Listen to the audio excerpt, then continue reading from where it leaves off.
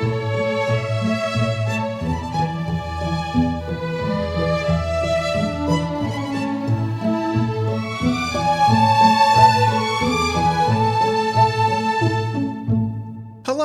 and welcome to Inside the Table, a tabletop RPG talk show, where we talk about the craft of tabletop role-playing games. Except not this time. Instead, this time we're playing a game. I'm your host, Ice Cold Brew. My pronouns are he, they. And joining me at the table today is... Hello, I'm Marley. You can follow me on Twitter at minor_Lenhana. My pronouns are he, him. And I would just like to remind the viewers that your name is Cole, in addition to being Ice Cold Brew. But you did just introduce yourself as, hi, I'm Ice Cold Brew. I did the commentary thing because I'm always Ice Cold Brew on there. You're always on brand. Oh God, no. I'm a brand. Yeah. And yeah, today we're doing something a little different. We're going through the first part of a tabletop game called STARFORGED, Ironsworn STARFORGED, which is a game by... I should have had this up earlier, and I should remember it. I was about to say Shawn Tompkin, and I know it's Shawn Tompkin, and I am right about being Shawn Tompkin. Shawn Tompkin. Tompkin. I always add an S unnecessarily to so many words. This is a hack of Ironsworn, which people have heard me talk about. It is also something that inspired games such as the previous one that we have played, Ghost by Starlight, or Ghost by Moonlight. Starlight, It's a very different thing. And that's the sci-fi sequel that doesn't exist. Yeah, doesn't exist yet. And yeah, we are going to be starting with knowing what the truth of the worlds are, character generation, and talking a little bit about the game setting itself.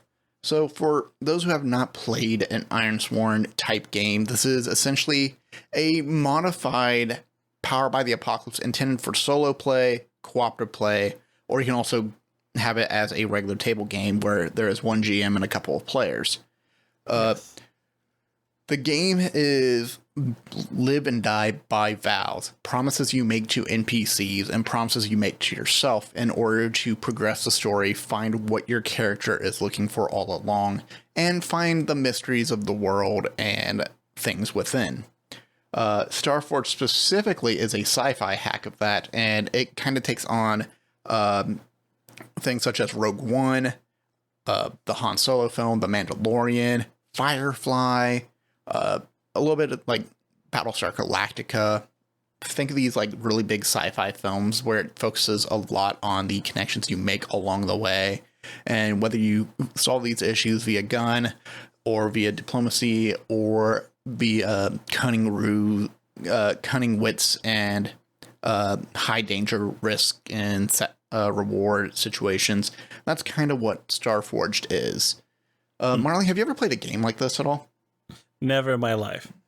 It is, I mean, yes. I mean, I'm familiar with the genre. I'm like, yeah, I know what Star Wars is. I know what Guardians of the Galaxy is. I know what all that sort of stuff is. But I came to this having read a couple of the documents you shared to me in preparation. But I'm sort of leaving it vague. I remember reading Ironsworn. We talked about this way before the podcast even happened, I think. Maybe? I believe so. And I was just like, yeah, Ironsworn seems pretty cool. I had like a bunch of really cool ideas. But I'm coming in as the audience surrogate in that I'm just like, let's learn this game. I'm gonna ask all the dumb questions. Yeah. To try and learn as we play. Yeah. On a similar note, I do still want to play an Ironsworn game, but skin it to be Bloodborne based off the concept art I saw by my partner. Yeah. And now that Lies of P, I just played that demo, I really want to play something like Ironsworn, but like in this weird industrial Victorian fantasy. Yeah. Oh. Yeah. Yeah, that'd be good. I'll be 100% down for that. It seems like a lot of work. It seems like this is a system that is not like short and sweet and easy. This seems like this is like, all right, our usual metric is how many pages is it? Because if it's what was the sweet spot? It's like 20 pages, I think we've said. For me, it was like 20 to 50 at most. This is 405 pages. This is 405 pages, but it seems like a lot of it sort of, it says like at page 250 is like foes and encounters as a list of example things and lots of like resources that we can pull upon, but we don't necessarily have to read. And one of the things I'm most excited about with this game is that you make the universe yourself, as you were saying before. And so I'm just like, what is that like? How do you do that? Yeah. So yes, I'm extremely excited. Yeah, so just to kind of color in the world a little bit, can you go up to the page 21 in the PDF where it says the setting at the top? And we'll talk a little bit about the setting. This is just basically breaks down everything around the Starforge is based on a section of the galaxy called the Forge. And I'll read the first two paragraphs. You want to read that bigger paragraph, and then we'll break it down into regions. The big paragraph. Shit. Yeah. All right. Yeah. Your adventures are set within the Forge. This is a globular cluster in orbit around your people's home galaxy. It is 1,700 light years above the galactic plane, a bright island in a dark void. Interstellar nebula spans the depth of the Forge, interspersed with denser clouds of vibrant interplanetary dust and strange energies. It is a chaotic galaxy racked by a fiery stellar storms and unpredictable gravitational currents. The planets and stars of this place are born of that chaos. Your people came to the Forge 2 centuries ago in the wake of a cataclysm in their home galaxy. Today, this new home offers opportunity and peril. Remnants of ancient civilization hold dangerous knowledge and forbidden power. Your people build settlements on new worlds, but those places rarely offer a safe haven. Conflicts range between people and factions. Pirates prowl the spaceways in search of easy prey. Baneful creatures and dark forces dwell on corrupted planets and in the abyssal void between stars. So, regions of the Forge, your people divide the Forge into 4 regions. There is Terminus. Your people landed in this region following their exodus from their home galaxy. Settlements are common here, factions compete for resources, and spaceborne caravans follow charted paths along the stars. But the Forge is a vast galaxy. Even here, there are still unknown and isolated domains. If you want to read about Outlands? Yes. Outlands. In the last few decades, your people have pushed deeper into the galaxy, searching for habitable? How do you say habitable? I would say habitable. Yeah. Searching for habitable planets, resources, and opportunities. Settlements within the Outlands are scattered, and navigation paths are often uncharted. Expanse. A few bold pioneers have delved the far-flung reaches of the Forge. Isolated settlements have been built among these distant domains, but they are usually lost and disconnected from the settled regions. Void. Beyond the Forge, there are only a few isolated stars and vast gulfs of nothing. Travel between the periphery of the Forge is difficult or impossible. And this just kind of like helps set up like how big that galaxy is. You know, you can go like typically when you say this place is few and far between, not a lot of people are out here. A lot of times you end up with a story arc where you end up in the void. And that is something I say very often. I do want to bring back something I mentioned earlier. I did say this is a modified Powered by the Apocalypse game, and that's 100% true. So how like dice rolling in this game works is essentially you will be rolling a 2d10 to declare the difficulty of a task. Yes. And then a d6, if I remember correctly. Roll above it. And I remember it's a thing where it's like, this is my memory of Ironforge, but it's like if you roll above one of the numbers, it's a mixed success. You roll above both of the numbers, it's a critical success. Exactly. And because it's a D10, it's difficult. But you also add stats to it, is that right? Yep, you have stats, and you also, folks who are looking at this on video will notice on the side, there are a series of cards as well. These are also items and companions, things to help support us and can give a bonus in various situations as well too. There's also another part of it where if you roll a match on the 2d10s, then if you roll over that, you make a strong hit. The match has means that there's a twist in the narrative, something interesting and unexpected. Or if you miss on that, if you roll below the matched numbers, then there is a heightened negative outcome, a complication, or a new peril. Things get worse in an unexpected way. And I'd say it's like a modified power by the apocalypse, because again, it's the D6 rolls, and you're trying to hit a certain mark, and you have the ideas of like narrative control, but whenever there's a question, you are rolling dice and you're trying to hit a certain number. I love the 2d10 system because it gives you you don't just need to roll a 10 plus in order for something to work. You might roll low on these outcome dice and just need to roll a 5, and then that makes it more dramatic when you can't get above a 2. Yeah. I do want to say something quickly about like the setting. I'm 1 page in, and I think it's really cool. I like the idea that it's like, again, I like the idea that we're building the setting here, and it gives us like categories to work between, and it's very familiar. It's like this is the outer rim, this is the various parts of Star Wars that I'm familiar with, and I like the fact that they're like giving us this like very loose but very kind of evocative kind of like regions. Absolutely. And I think it's very interesting the way they're like setting up this thing, especially as we build it up. Cool thing actually at the towards the end of the book, starting at like page 306, it also gives you like descriptors for like different planets you can run into as well too. And some of the fun ones I like right now are Shattered World, Tainted World, Jovian World. Jovian just means Jupiter. Yeah. So I'm very curious what that is. A massive planet with vast layers of dense gases. That's just Jupiter. You can't just throw Jupiter. We'll see what happens. We'll see how it comes through play. We'll play to find out.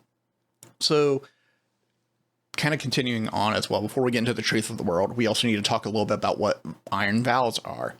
For the people of the Forge, an iron vow is sacred. When you hold a piece of iron and declare your solemn promise to serve or aid someone, or to complete a personal quest, your honor is bound to that vow. Those who undertake these sworn quests are called Ironsworn. Abandoning or recanting an iron vow is the worst sort of failure. Iron vows are the core of playing Starforged. It's your vows that drive you. These goals create the context for your adventures and challenges. As you complete vows, you gain experiences and new abilities. In the campaign launch exercises in the next chapter, you'll have an opportunity to find the nature of iron vows in your setting. Which is interesting. This is Ironsworn. This is the base of the system, the reason for the name, and I'm very curious about this, especially how it fits into a Star Wars thing. Yeah, I think when we go into character creation, I'll talk a little bit more about the stats, but there's the next section of talking about you as a character, which is kind of gives you your drives, essentially your player principles. Your character is not just an array of mechanical bits and bobs. They are a person grounded in the fiction of the setting. They have hopes, fears, virtues, and fallings. In the exercise in the next chapter, you'll create your character and define their nature and background. For now, here are some default assumptions. 1, you are driven. Many live out their lives barely venturing beyond the shelter of their orbital station or planet-side outpost. But you are different. Your sworn vows lead to a life of danger, heroism, and sacrifice at the edge of known space and beyond. You are a spacer. For most, space is lonely, cold, incomprehensibly vast, and full of peril. For you, at least for now, it is home. You have a starship and the depths of this largely uncharted galaxy to call to you. You are competent, you might specialize in a particular career or set of skills, but you're broadly self-reliant and capable. You are imperfect, you are not without your limitations, you make bad decisions, you will fail. Fate will conspire against you, overcoming those hardships. Pushing on is what makes you heroic. And finally, you are unbound.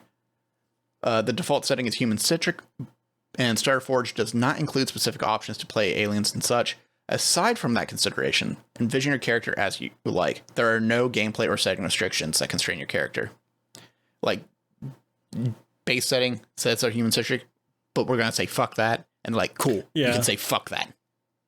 I think it's like specifically when we talked about this last episode, I was like, I want to play a cool alien. Even though I have read there was the Cowboy Bebop game called See You, Space Cowboy? No, there was that one. There's hundreds of them, but there was like Orbital Blues, which is like you play as humans. The important thing is that you play as humans in this setting, and there are no aliens. Like this is not about like discovering like other things. This is just people going out to space and dealing with capitalism and all the rest of it, sort of thing. Like, what is that like? Yeah. But like, one of the things I love most about Star Wars is the fact that there is lots of really strange people out there. And the fact that like a lot of the movies tend to focus on here is the family. Here is one family of Star Wars humans. And I'm like, I want to play the weird background characters, the kind of people they have 15 comic books about. So I don't really have any strong ideas now, but I'm going to just have that as a thing in the back of my mind as we are messing with this. Well, we might catch on to that as we figure out what the truths of this galaxy are, which is actually going to be the next exercise. So when you get... There's going to be more that I'm going to touch back on from the beginning. This is a very thick book. I will say it's kind of dense. It's a bit crunchy getting you set up, but it's because they want to make sure you have all the tools available and are able to ask questions and find answers in the text. But when we get started for a character generation, you actually don't start with your character. You start with your truths. So you get to choose your truths and decide what is true for your version of the Forge. And that's where we go to page 81. Fun fact, this is the part that the book recommends setting 45 to 60 minutes to do. Right. And we have a nice step-by-step thing, which is choose your truths, create your character, build your starting section, begin your adventure. But this section is the truths. This is what is true for our universe, which I love. I love the fact that we're like there's mechanical rules and like a way of running through how to make a universe to set a setting in. It's fun. I like this. I like this because there is something that someone brought up a while back when talking about how their version of D&D is very different from other people's versions of D&D, no matter how crunchy they get or like all that kind of stuff. Is they're able to find fun within the bounds and also how far they can stretch out those bounds. Especially in different settings, like, well, how far can I push this? Or how can I find the proof that this actually isn't universally true? In this exercise, you'll set the tone and background for your campaign by deciding the nature of your version of the Forge. These are your truths. When you're done, you'll have key aspects of your setting sketched out, and a backdrop of challenges to help fuel your adventures. Default assumptions. Since science fiction is a genre full of possibilities, it's important to first establish some key pillars for how you'll envision your adventures in StarForged. The following points are all generally true and represent your default starting place. If you are working through this exercise with a group, read or summarize these points aloud. Marley, you want to take the first one? Sure. This is a perilous future. 2 centuries ago, your people fled a cataclysm and settled in a distant galaxy they call the Forge. This is a chaotic place full of dangers and mysteries. This is a lonely future. With some possible exceptions that you'll identify as part of your own truth, humans are the only known intelligent life in this galaxy. Others once lived here, but only mysterious and perilous vaults remain to mark their legacy. We're going to go ahead and call that false because I don't want to play that. Yeah, we'll find out. Quote unquote humans. Yeah. What is it? What is it, man? Yeah. This is a diverse future. There is a vibrant mix of people and cultures among the humans of the Forge. This is a far-flung future. Settlements lie scattered and often isolated from one another. Your starship can travel at faster than light speeds, but it's ponderously slow at a cosmic scale. This is an unexplored future. Discoveries await, even in settled regions. Much of the Forge is unknown and uncharted. A thieves' landing. Whatever. What's it called? Honor Among Thieves? I don't remember the names of those games. Oh, God. You can't say Honor Among Thieves without referencing the biggest tabletop RPG event of all time. What was that episode we did called? There's the fucking D&D. Yeah. Gotcha. Cursed my title of that episode. This is a wondrous future. The Forge is a galaxy of ancient mysteries, spacefaring creatures, startling phenomenon, and other marvels.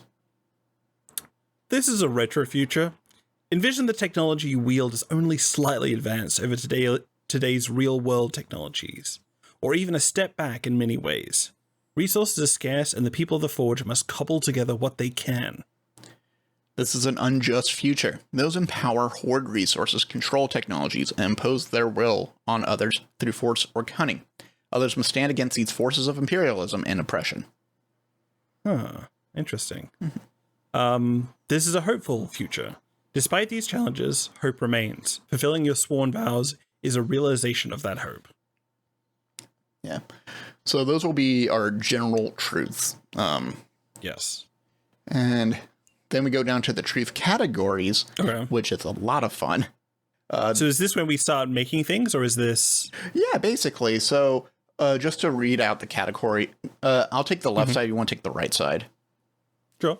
So we have Cataclysm, Exodus, Communities, Iron, Laws, Religion, Magic, and then... Communication and data, medicine, artificial intelligence, war, life forms, precursors, and horrors. Mm-hmm. I am so curious about what many of these mean. What is iron? What is horrors? What is life forms? I think that I love that. I think it's just like asking about it, right? It's just like it's very interesting that, like, you know, it's supposed to be sci-fi. It's supposed to be very futuristic.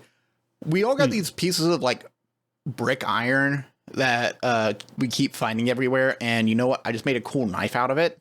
That's it. Yeah. There's also how to select your truths, which you can choose a truth from the 3 options from each category. You can roll for a truth using your oracle dice, or you can customize or craft your own truth as well too. Yeah. And some of these truths include sub-choices. Okay, question for you. Yes. From the 3 options, which is choose a truth, roll for a truth, or customize a truth, or craft your own, which is the thing you usually do when you come across a table? I look to see what's cool, and if I can't decide which cool thing I like the most, I will roll for it. Or if nothing interests me, then I make up my own. Or like I'll use what's on the table as like a jumping pad and go, oh, actually, what if we do this? Yeah, I think I'm the same. I think I'm like of the categories. My number one is choose a truth because I like picking that. My number 2 is customize a truth, which I usually only do if the things aren't quite there. And the very last thing I always do is roll for a truth. I hate that. That's one of the things I absolutely despise. I hate being made to roll on a table. Maybe you just pick out the coolest one. So it's fun. It's fun that it has this as like, this is how you can approach these things. And there are people who go for different ones. Let's see. I'm going to quickly make a handout for our truths. I misspelled it and typed turths. Turths? Turths. Fuck turths. Fuck turths. Okay. There we go. Save changes.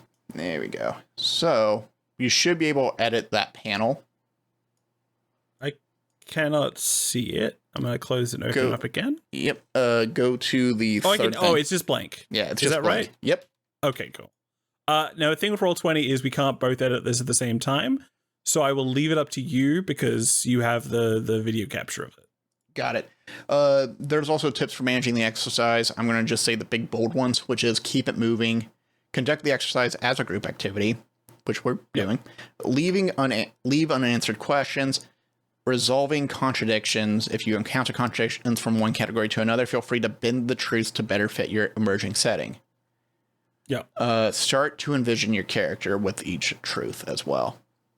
So okay, so to sum it up as I understand it, we're going to go through the 14 categories to define what this setting is like. Mm-hmm. And as we are doing this, we are like in the back of our mind thinking about like what our characters could be based on the setting is here that is presented to us. Is that right? Yes.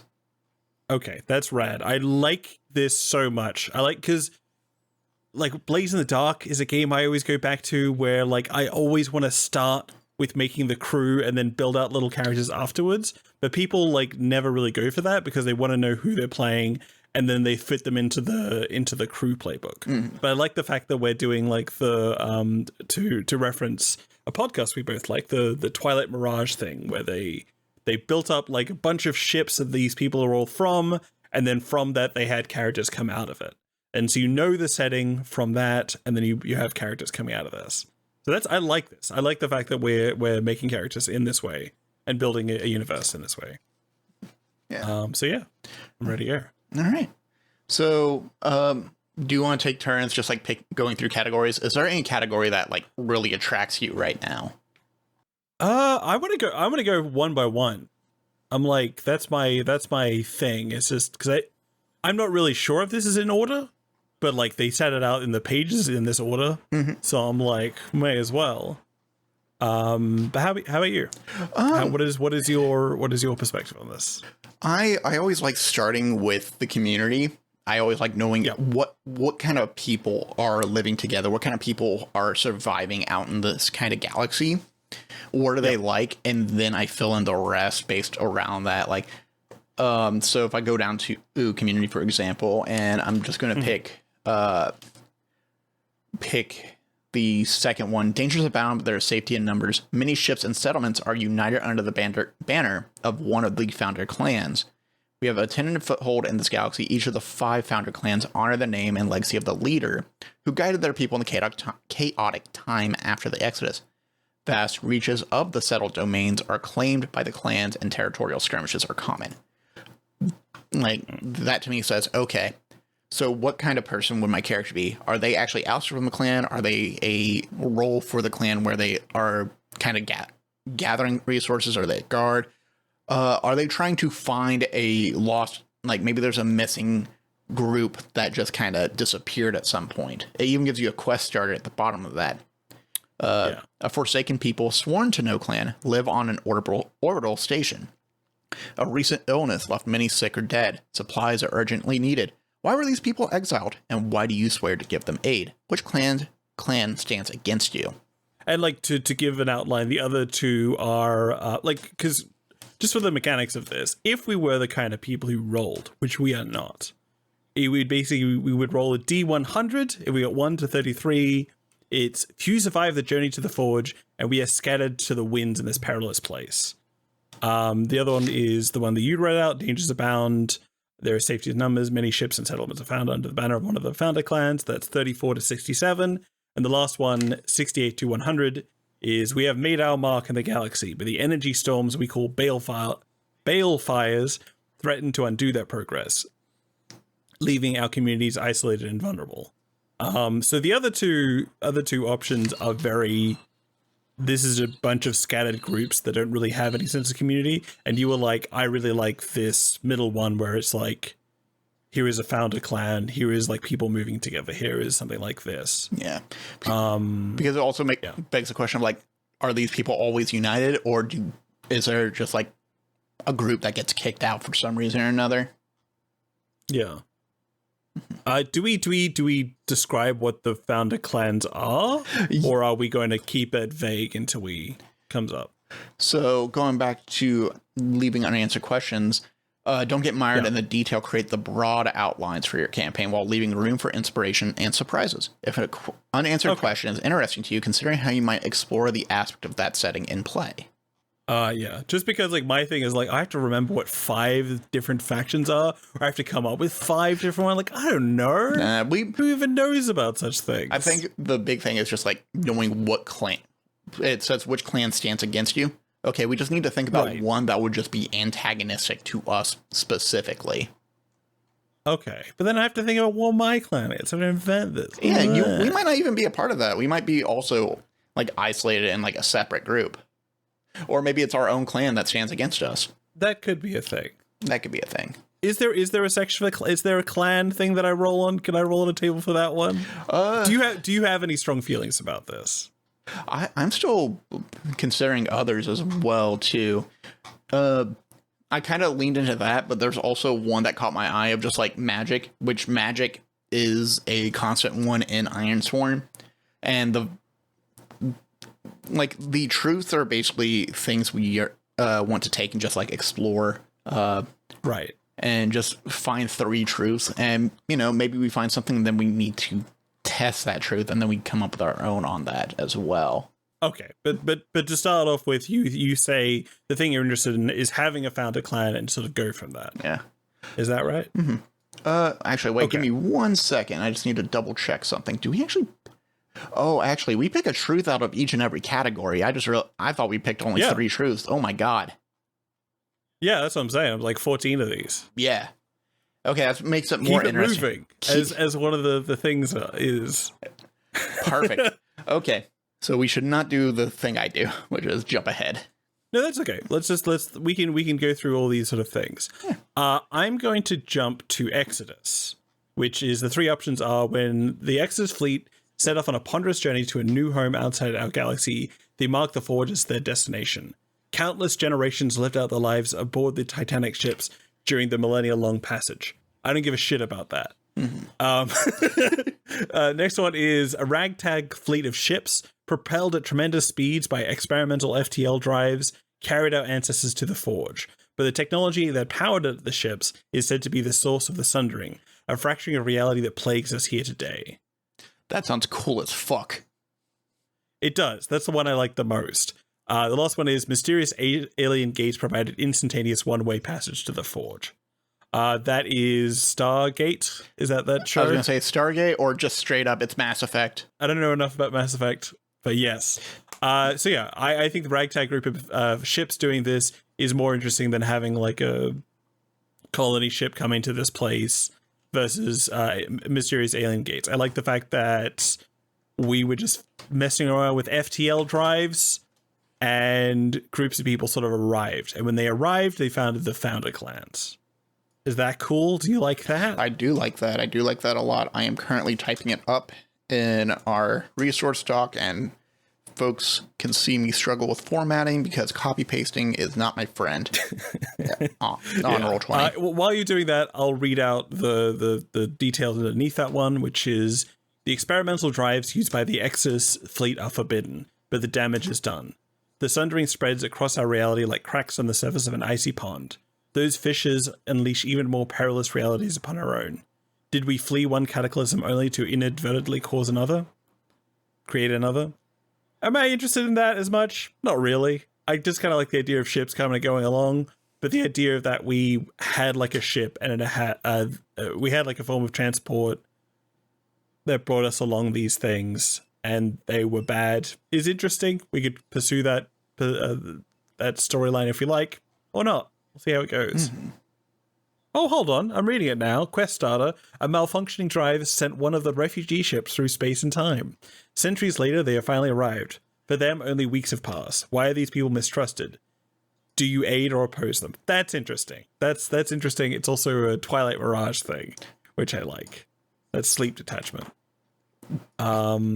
Okay. Let's leap on to the next one. Do you have like a... Oh, we should go back and do Exodus as well, too. We did Exodus. Do you mean... not Exodus. I mean Cataclysm. Cataclysm. Feel free. Yeah. There's definitely a couple of these I kind of feel like we should roll for just for the fun of it. Sure. 1 through 33. The sun plague extinguished the stars in our home galaxy. The anomaly traveled at incredible speeds, many times faster than light itself, and snuffed out the stars around us before we realized it was coming. Few of us survived as we made our way to this new galaxy. Here in the Forge, the stars are still aflame, and we cling to their warmth like wary travelers huddled around a fire. We suspect the sun plague was caused by A. Temporary distortions from a supermassive black hole. B. Sudden dark matter decay. C. Super weapon run amok. Or D. Scientific experiment gone awry. Which always got me. But yeah, that was one. That's like a word I've learnt through hard mistakes. That's a SAT word, baby. I don't know if they do SATs anymore. I think they got rid of that. I'm in Australia.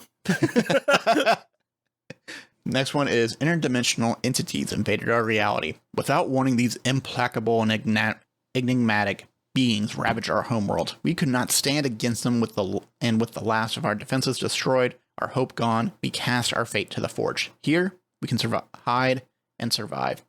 These entities took the form of corrupting biological scourges, swarming animalistic creatures, monstrous humanoids, spirits of alluring divine form, beings of chaotic energy, titanic creatures of horrific power, world-eating abominations of unimaginable scale. This is straight up just destiny. And I think, is that not Mass Effect? That's also technically Mass Effect. It's like and Prey. And Prey. But I'm like, I don't know. This one I'm not interested in as much, except if we do Spirits of Alluring Divine Form, because that's kind of fun. But I'm also just like, I don't want to have, the evil race that we have to get rid of. I'm just like, I don't give a shit. That's not what I want to do. Yeah. No, same. It would be more interesting if this was about them trying to steal something from our world and we get away with it on the Exodus. But yeah, it's not that interesting. Also, this is technically Doom, and I don't want to be a Doom guy. You say Doom, and I'm kind of back on board, but no, I'm like, I'm still Sunplague is so far my favorite of the two. Yeah, and then the last one is we escaped the ravages of a catastrophic war. Over millennia, we consumed resources and shattered lives as we fueled the engines of industry expansion and war. In the end, a powerful foe took advantage of our rivalries in a violent bid for power. Fleeing the devastation, we assembled our fleets and traveled to the Forge, a new home, a fresh start. In this final war, we were set upon by artificial intelligence, religious zealots, genetically engineered soldiers, self-replicating nanomachines, or a tyrannical faction or leader. I have zero interest in this. I want this to be science fiction, not science reality. Self-replicating nanomachines don't exist, Cole, so we can technically include those. And genetically engineered soldiers also don't exist, so that's also cool. That's true. But yeah, I'm thinking, like, if it's that, I feel like the war is between us. That's more interesting than we are being attacked by someone else. Yeah. But again, I feel like the Sunplague seems the most interesting to me of these three. I think my thing is Sunplague number 1. We escape the ravages of a catastrophic war, number 2, and then interdimensional entities invaded our realities, number 3. Yeah. So I'm a kind of a big fan of just like there's nothing to go back to of number 1. That one causes. That's the thing. There's one light to go back to. Wasn't that the thing? The solitary star still glows, a beacon in the vast darkness. I love that. That's fun. I think that's really interesting. Oh god, yeah, the quest starter. I was just looking at that now. Yeah. Listen up. Here's a story. Which you can read if you watch the YouTube video. Yeah. I can actually read that out real quick. The galaxy your people left behind is a cold, lightless grave, but a solitary star still glows. A beacon in a vast darkness. How did the star survive the plague? Why do you vow to find the means to travel across the immeasurable gulf to this distant light? Okay, this could just be Earth. This is Sol, the star we know, and we did like some kind of thing to protect it. But then we had to leave because all the other stars are going out. And so it's there, it's faint, it's still there, and it's like our home or whatever. Mm-hmm. That could be one way of approaching it. That sounds interesting. Okay. Do you have an idea of what the cause of it is? Like the temporal distortions from a supermassive black hole, the sudden dark matter decay, super weapon run amok, or a scientific experiment gone awry? Any of those 3? 4? That's how many there are? I'm debating on super weapon run amok, or what was the one we picked? Oh, the fracturing. Temporal distortions from a supermassive black hole sounds interesting. I imagine it's like multiple of these things. Someone, hey, we can harness the energy of that black hole. Cool, let's do that. Oh God, it's gone wrong. Hey, I made ships out of it. Cool. So, yeah, I like that. So it's like both the super weapon and scientific experiments and all that sort of thing. I think that is cool. Yeah, caused by. I'm gonna basically just put it in as multiple temporal distortions from a supermassive black hole that we made into a super weapon, and then the experiment went awry. Yes, I said that right? Yes. Not Ori, which I like better. I like this thing. I like saying Ori. English is such a fucking scuffed language. Yeah. I'm so curious what the origin of the word awry is, because it's such a strange one. If you know, please write in. Okay. Should we go? should we go? Should we go to the next one sequentially after communities? Yes, which would be the one I talked about earlier, Exodus. No, I mean, community. God. So we have Cataclysm, we have Exodus, we have communities, which we have done the first 3, and next we have Iron and Laws. Mm-hmm. I actually did not copy paste the one for community. That's okay. Which I believe we went to. We were doing the Founder Clan one. Were you interested in that one? Yeah. Okay. I think it's more interesting than the other ones. Gotcha.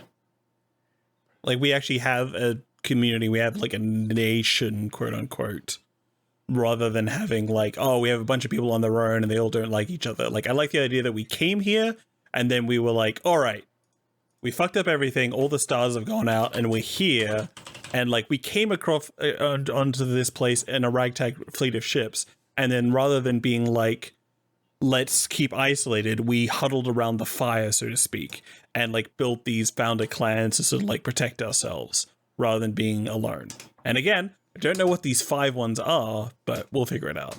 Mm-hmm. Okay, so I'll jump over to Iron. Yeah, you could, please. And again, we can roll dice at any time, but we just don't want to so far. Yeah, so far we always found one that we liked in general. Yes. And we found like some that we really don't like as well, which is kind of fun. Okay, Iron. Iron vows are sworn upon the remnants of ships that carried our people to the forge. That's cool. I like that. Next one. Iron vows are sworn upon totems crafted from the enigmatic metal we call black iron. I'll read that because it defines what black iron is, and otherwise it's a very weird thing to say. Black iron was first forged by a long-dead civilization. Some say it is a living metal, attuned to the hidden depths of the universe. Remnants of this prized resources are found within ancient sites throughout the forge. It is resistant to damage and corrosion, but can be molded using superheated plasma at specialized facilities. The Ironsworn carry weapons, armor, or tokens crafted from black iron and swear vows upon it. Which is cool. This is like an alternative to lightsabers. Yeah, that's what I was thinking about. Yeah, which is like, I like the fact, because every Star Wars game knows they have to do laser swords, and they just have to be like, how are we going to do our version of laser swords? And the fact that this game is Ironsworn and is focused on iron, and I understand the original one does have big focus on swords, it's like kind of fun that they took a moment to be like, this is our version, this is our take on it, and it's fun, and it really adds to it. And the next one is the Ironsworn bind their honor to iron blades. Aboard a starship where stray gunfire can destroy fragile equipment or pierce hulls, the brutal practicality of a sword makes for a useful weapon. Oh wait, so we have 2 of them. Never mind. A few also favor the silent efficiency of a blade for infiltration or espionage. Most importantly, when the Ironsworn swear a vow upon a sword, they bind their commitment to the metal. If they forsake a vow, that iron must be abandoned. To be Ironsworn without a blade is to be disgraced. Okay, these are all fucking sick. This is dangerous. This might be the one we roll on. This might be the one we roll on, but I'm also like, what if we do all 3? Because, I mean, that's not the joy of this game. The joy of this thing is you have to pick one. Yeah, but I like the remnants of the ships because the ships got us here, and they're like, that's our lifeblood or whatever. Black iron is just cool. I like the having resistant to damage and corrosion and molded by superheated plasma. And I like the idea of just having blades. I like having like that kind of thing. But it's like whether we have cool metal, we have regular metal, or we have ships. I don't know. What about the quest starters? I'm looking at those too. Because like I know the point of the game is to pick one of the truths. But I'm also like, this is also our game. If we like all 3 of them, let's fucking pick all 3 of them and combine them in a cool way. But the quest star for the first one, the iron shard you carry is a small piece of the outer hull of an Exodus ship.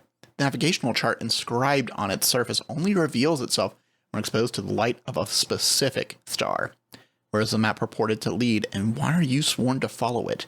Who seeks to claim the map for themselves? that the quest art for that is extremely engaging to me. That's fun. Yeah. The next one, the Iron Vows, sworn upon totems with the black iron, is a black iron token of special significance has been stolen. What power or authority is bound to this object? Who has taken it? And that's cool. What if you have to check down the black iron saber that gives you power? Yeah. That's cool. The next one is you vow to forge a sword from the iron of an important object or artifact. What is it and why is it meaningful to you? Who protects it? Fuck. Okay. I'm beginning to form opinions. Again, I like all three of these, but I'm like beginning to form these things. Number one just focuses on ships, and I'm like, that's cool, but I'm like, I want more. Number two says there's not that much of this black iron, and so we have to have the Jedis all around. Number three, I'm sort of siding towards because it's just like everyone just has a sword, and they're like, this is cool as hell. You know? And we can do the vow to forge a new sword from the iron of an object or artifact, which could be our ships. But it's less like everyone kind of has a sword, and that's sort of like more fun, and it's more sort of interesting that we have our sword, and that sort of matters in this way. I was going to say, I was already thinking about a foe, like some kind of person who goes out of their way to basically collect everyone else's iron totems, iron blades, iron vows, just to taunt them. It's like General Grievous from Star Wars, who has killed a bunch of Jedi and stolen their swords and stuff like that. Yeah. And it's like such a shitty thing because especially the vow upon a sword is really cool. But yeah, I'm sort of like, I'm going more towards that, mostly because we can sort of like work the other ones in. Like, I like the idea of that they could be black iron, but like the story we're focusing on isn't as much on the black iron as is the rest of it. Yeah. So I'm going to say the Ironsworn bind their honor to iron blades. That's my thing. But I'm willing to hear if you have any others. I agree because I like all of them. I like all of them a lot for various reasons. I would love to combine them. I think and the thing is with the truth too, is you can always challenge the truth of what that means. Yeah. Like, maybe some iron does become damaged and corroded, but there's some cases, some people who have a weapon that's been won only in combat or passed down by bloodline or passed down by family members or through trades that don't have anything like that, or they are special in some kind of way, and that can pop up in the future. And then, we could find one piece of iron that is like an iron sword that has a galaxy map on it. That would be fucking sick. Yeah. But I also like the fact that it's like made of it's just like, I like the idea that it's made of like random shit. So you could have like a sword that is like a propeller or something like this from like an engine, or you could have one that like is a former desk or something, like a bit of computer that like shoots out the navigation hub or something like this, or like a bit of glass that like will withstand things like that. Like, I like the idea of us working this in, which is cheating technically, but whatever. Come at us, Ironforged. That's not the name of the game. Ironsworn Starforged, I know what you mean. Yeah. Shawn Tompkin is actually outside my house right now and is threatening me. Oh no. Say hi. Hi, Shawn. The game is good. Game's good. But, page 88, really good. So we're trying to put it all. Yeah. It's also, like, one thing I want to mention now is that, like, at the bottom of all of these things, it has, like, suggestions about, like, if you like this particular question, you might like to be a Bannersworn, or there's another thing that was, like, a diplomat. Another thing is, like, a remnant. A Voidborn. And I'm like, this is my way of learning that this game might have classes or something. Yeah. And it's kind of fun. Like, I like this game. I like reading through games a lot because you just, like, read shit like that. And I'm like, I don't know what that means, but it's sort of like, that's my introduction to it. Yeah, when we get into character creation after this, you will get to witness the experience of it, and it will be a ton of fun. The next part after Iron is, of course, laws. And Starting from the top, we have much of the settled domains are a lawless frontier. Criminal factions and corrupt leaders all often hold sway. Powers rise and fall in the Forge, so any authority is fleeting. In the end, we must fend for ourselves. A few communities are bastions of successful autonomy, but many are corrupted or preyed upon by petty despots, criminals, and raiders. Laws and governance vary across settled domains, but bounty hunters are given wide latitude to pursue their contracts. Their authority is almost universally recognized and supersedes local laws. Through tradition and influence, bounty hunter guilds are given free rein to track and capture fugitives in most settled places. Only the foolish stand between a determined bounty hunter and their target. And then the last one is, our communities are bound under the terms of the Covenant, a charter established after the Exodus. The organization called the Keepers is sworn to uphold these laws. Most settlements are still governed under the Covenant and yield to the authority of the Keepers, but a few view the Covenant as dogmatic, impractical, and an unjust relic of our past. In those places, the Keepers find no welcome. So thoughts. What are your thoughts so far? This is the least fun one. I mean, this is the most difficult one because it's like, how do we feel about cops in this setting? Exactly. How do we feel about this? My initial thoughts is that, like, do we want to have evil cops that we fight? Because if so, we do the Bounty Hunter Guild. We do the thing where there is like super cops out there. There's Jedis who go out and like deal justice. And they can come into a place and just say, this is the law. I am the law. My name is Judge Dredd. I'm going to do this thing. And so that's like a fun thing that we're facing up against. I'm not as interested in the lawless frontier, basically because it is like, it's the thing where someone says like, oh, that's what the Wild West was like, but it wasn't. It's kind of like, this is just like a thing, like a tale people tell about the Old West, whereas like actually people were pretty chill. A lot of the time, they just kind of like, did what they needed to do to keep things going. And it feels like it's a false, uninteresting thing. The last one is, our communities are established under the terms of the Covenant, a charter established after the Exodus. The organization called Keepers is sworn to uphold the laws. That feels like that kind of supports the communities thing we went with. And that is sort of, it's not as strict. It doesn't seem as harsh to deal with. So my question to you is, how much do you want to deal with evil super cops versus not that? So like that last one, and this is definitely one of my least favorites. I agree. Just to deal with laws in general. But the last one kind of feels like, oh, you know how like in Clone Wars, we got to see kind of like, hey, here are parts of the Republic where people were just straight up forgotten about, dropped in between. Or you had members of the Republic, the good guys, as I'm putting air quotes up, you can't see it. I don't have a video feed of this up. But they are the good guys, and yet here is someone abusing their power and taking advantage of the system. I kind of like that a little bit more. I also like it in the way of Andor, where this entire empire is completely fucked. There are people abusing their powers, corruption everywhere.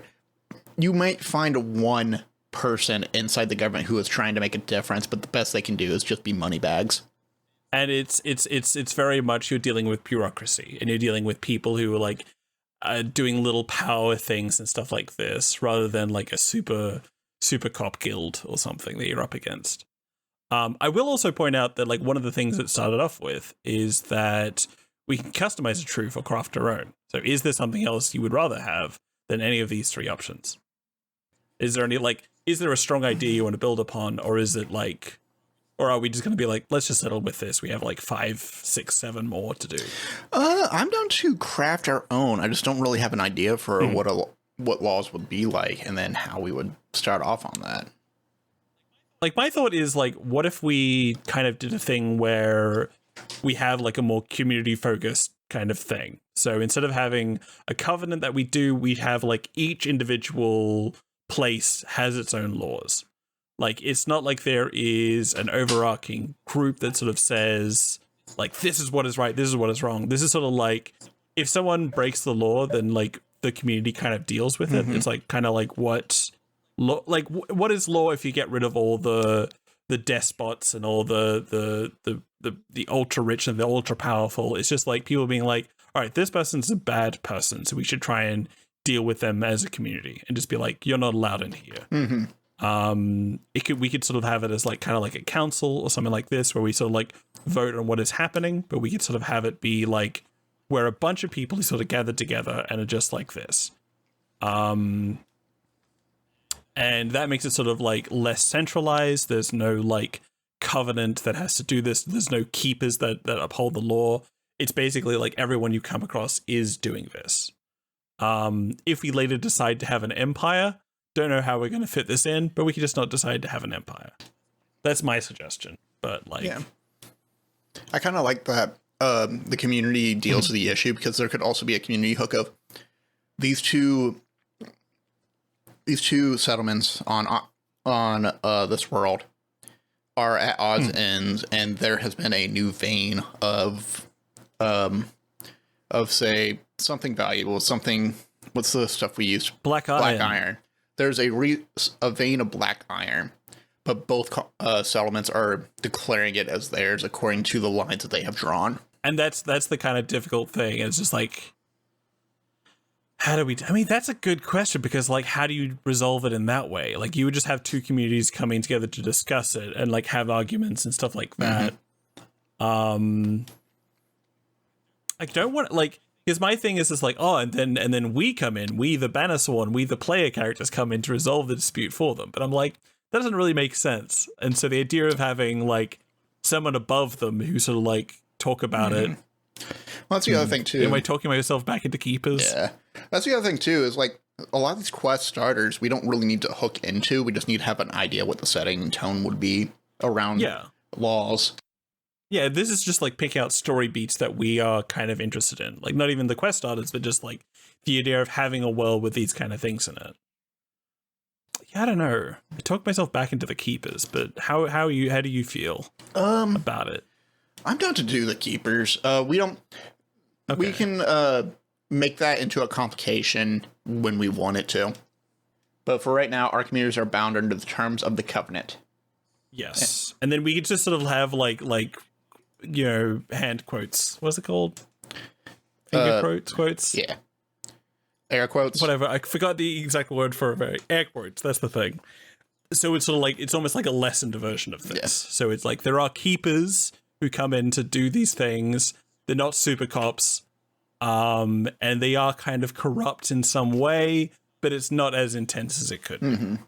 I want to read the thing at the end, which is, if you chase down outlaws, you might be a bounty hunter. If you are skilled at getting in and out of protected places and systems, you might be an infiltrator. If you are on the run from a power or an authority, you might be a fugitive. If you're an expert investigator, you might be a sleuth. If you have connections within the criminal underworld, you might be a scoundrel. So that's just some suggestions of what we could be, I guess.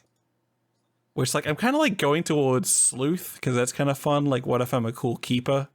But I'm like, I don't know how I feel about it. We will see. We will see. All right. Do I do the next one? Are you ready? Am I jumping ahead because you're writing all this? Yeah, give me one moment to... No worries. Try to get this thing to work with me. Roll20 is a friend. Is a friend. That's going to be my comment for right now.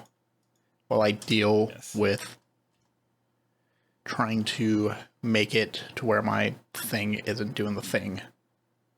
Which is very good description, by the way. That's good. Just keep saying the word thing a lot. That's what I always do. Yeah. Okay. I'm good. Ready for the next one. Okay. The next one's easy for me.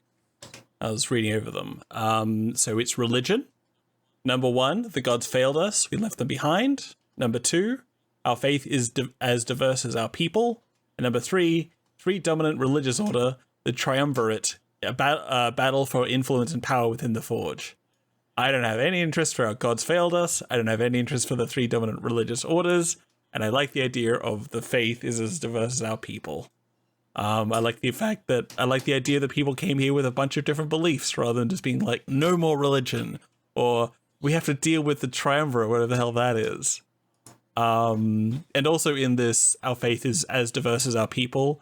It ends with the sentence, and many now worship the primordials, gods of a fallen people who once dwelt within the forge. That sounds neat. I like that. Do you have any feelings? Are you like, fuck, I need to have the triumvirate? Or like, how are you going with it? Which one is the one you're going for again? So I'm going for our faith is as diverse as our people. I like that. Which is more, because it also starts with, many have no religion, or often an occasional prayer out of habit. Others pay homage to the gods as of our forebears as a way of connecting to their roots. Great. We should have both of them. This is the one that has everything. So if we want to have, people who don't believe anything, that's fine.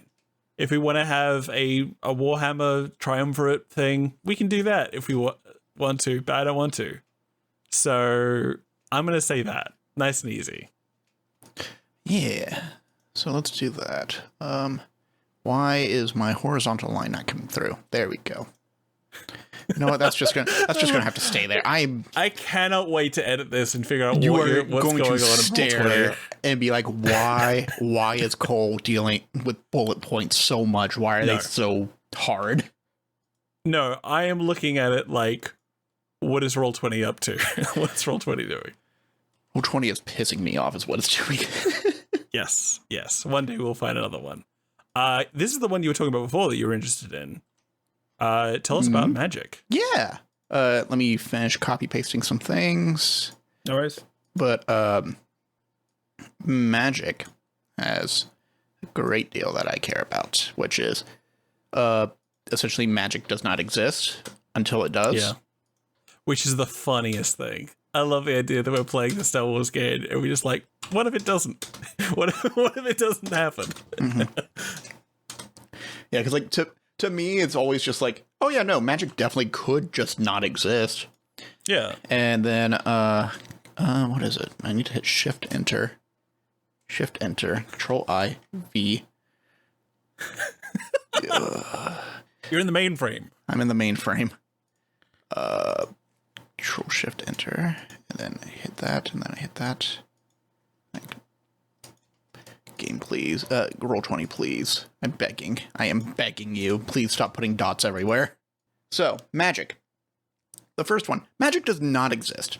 Some look to superstition and age-old traditions to comfort in this unforgiving galaxy. But that is foolishness. What some call magic is simply a product of technology or natural forces we aren't yet equipped to understand. Number 2. Supernatural powers are wielded by those rare people we call paragons. While not magic in the truest sense, the abilities of the paragons are as close to as magic as we can conjure. These people are born of genetic engineering, don't like that. Psychic experimentation, don't like that. Evolutionary mutations, don't like that. Magitech augmentation, that feels Final Fantasy, and I'm okay with that. Or the last one, ancient knowledge held by secretive orders, Jedi. Yeah. And the last one, unnatural energies flow through the forge. Magic and science are two sides of the same coin. Soon after our arrival, some displayed the ability to harness the forge's energies. Today, mystics invoke this power to manipulate matter or see beyond the veils of our own universe. But this can be a corrupting force, and the most powerful mystics are respected and feared in equal measure. I still like the first one because the first thing I want to introduce is someone who uses magic. Yeah, me too. That's what I was thinking. Like, the thing about this thing I really like, the thing about this particular character creation and truth setting creation thing is that, like, this is what, like, Han Solo believes at the beginning of, like, Star Wars, that, like, there's no such thing as magic. That isn't a thing. What are you talking about? And then this is just like, what if that was true? And then again, what if you throw in other things? I'm again like siding with you in that, like, yeah, magic does not exist is the most fun one. And then we can just throw in other things, which I think is important, since the final thing is, if you possess supernatural powers, you might be an empath, firebrand, kinetic, lupus, seer, or shade. So that's just like 6 different classes. So I think opening the possibility that you could play as this is fun. So yeah, I'm in agreement that magic does not exist is the most fun. Magic does not exist. We are down for this. Everyone is happy with this choice. Yes. Every one of us too. Mm-hmm. All right. What is our next subject? It's communication and data. Yes. So the first one is, much was lost when we came to the Forge. It is a dark age. The next one is, information is life. We rely on spaceborne couriers to transport messages and data between across the vast distances between settlements. And last one is, in settled domains, a network of data hubs called the Weave allow near instantaneous communication and data sharing between ships and outposts. Again, this is easy for me. Information is life. We rely on spaceborne couriers to transport messages and data across the vast distances between settlements. I like that. I like the idea of having that with a sword. Part of me swords. And I just like the idea of playing these people whose whole thing is just like, we're the mail people. We just deliver things here and there. Oh. Yeah. I love that. I fucking love that.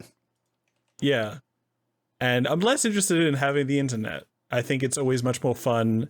Whenever I'm thinking like a tabletop game or something like this and like designing things, I'm just like, what if we didn't have smartphones? What if we had a different way of doing things? Mm-hmm. Because I like to have the tension of not having an easy way to communicate. And I don't really want to have hackers. That's not as interesting to me. So yeah, my thing is probably information is life, so that we have some technology and stuff. It's sort of like that leaning. It's like if we had a spectrum between the no technology and the Weave, I'm thinking it's sort of like between information is life and the Forge, so that we can have cool swords. We can have like communication is kind of like bad and if or like is unreliable and needs like physical ships to do it. But yeah, that's my thoughts with communication and the data. Yeah, I also really like the possible story beat of like, oh, you rolled a miss on this. Yeah, you get the information you need. Yeah. And then the background thing is our characters don't realize that this is like 10, 15 years out of date and doesn't apply anymore. Yeah. And that's so much fun. It's like, it makes me think of Amelie, of all things, where there was like a plane, a mail plane that crashed 15 years ago, or like however many years ago, and now like comes back to people as like old love letters. I'm like, that's kind of fun. You know, and I like stealing. I like mail crime. That's a fun crime to have. You heard it here, folks.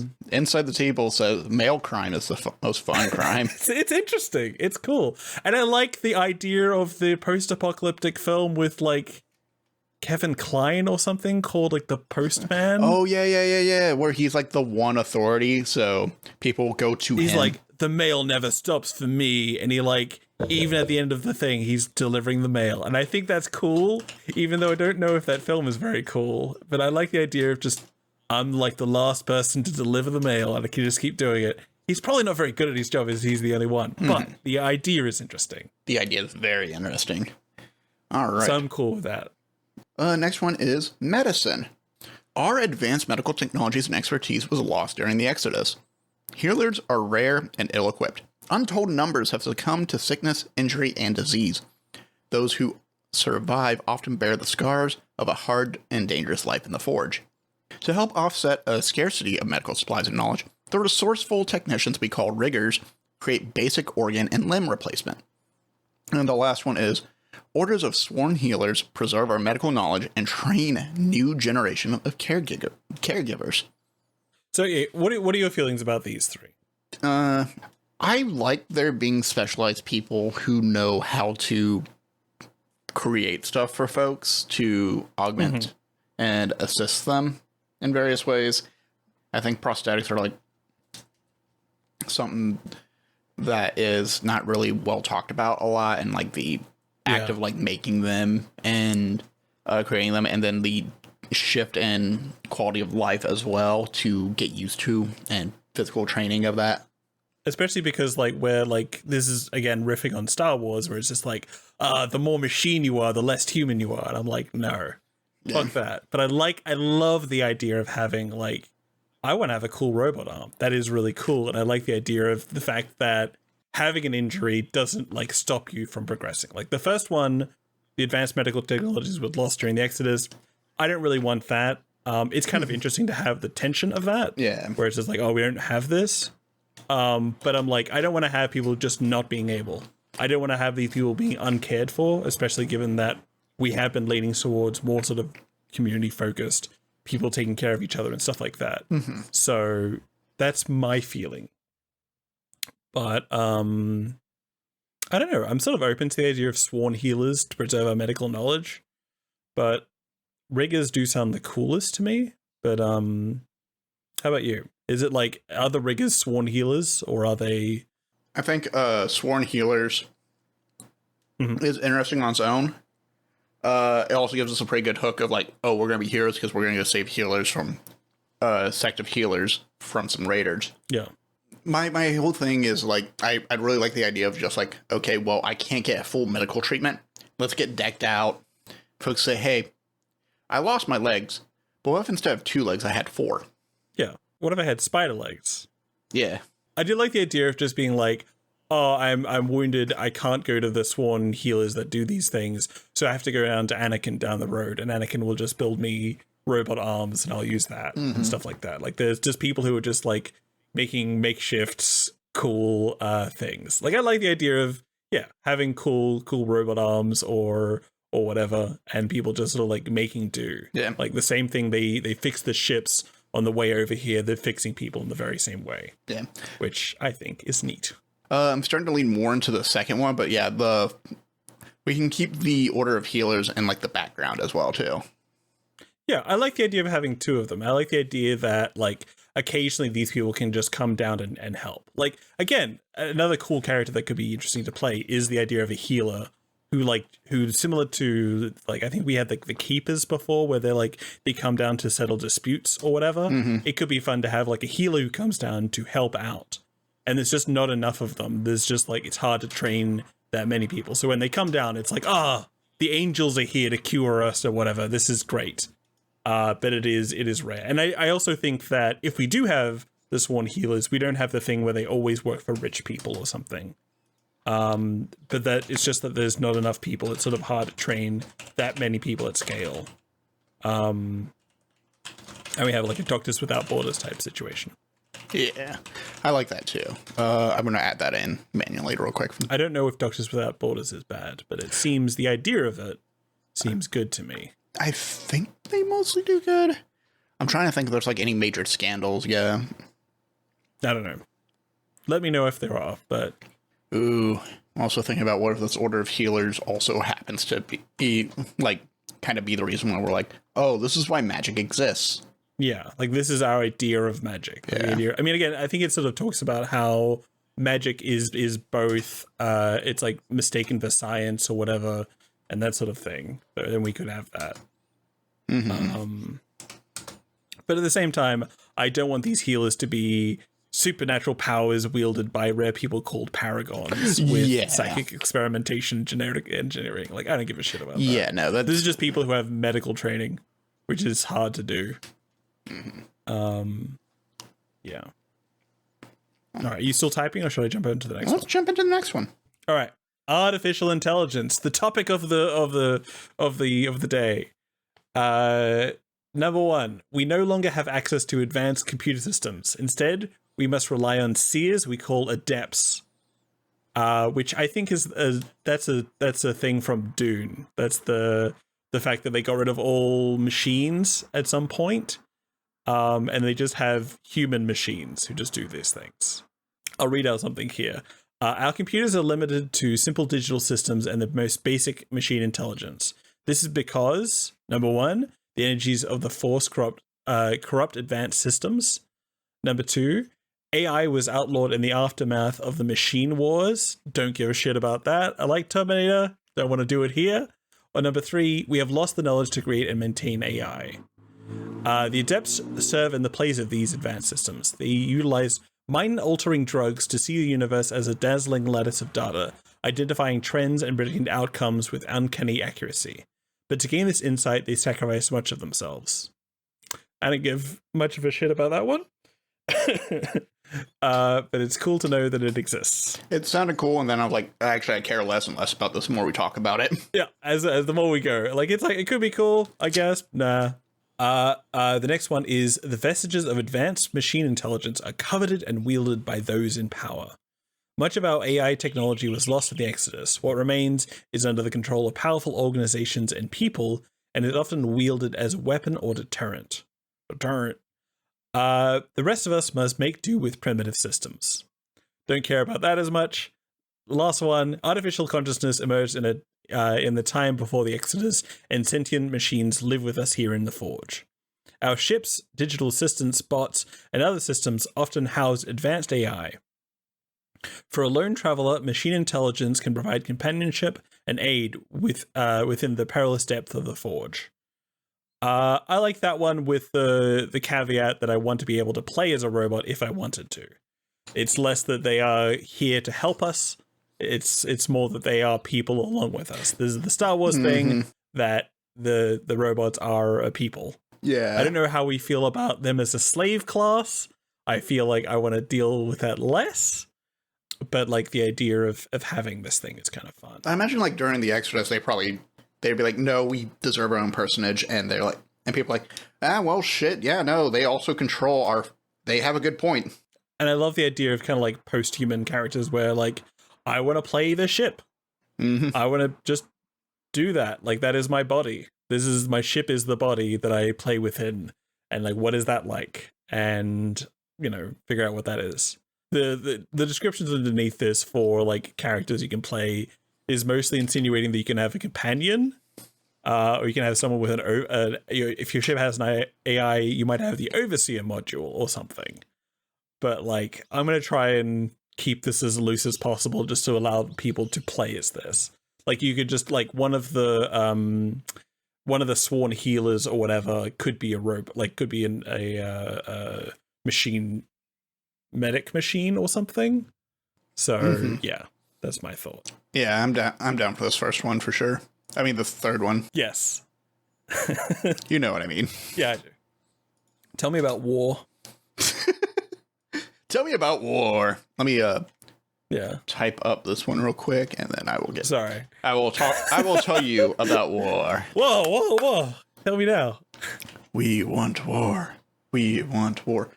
I also really like this one too, just because like it's always fun, especially because we can imply that there is a civilization before us as well, and always fun to have the implication of like, oh yeah, no, this is actually an extremely old AI that's just running this entire network by itself, and the only reason we found out about it is because it's been hiding the entire time.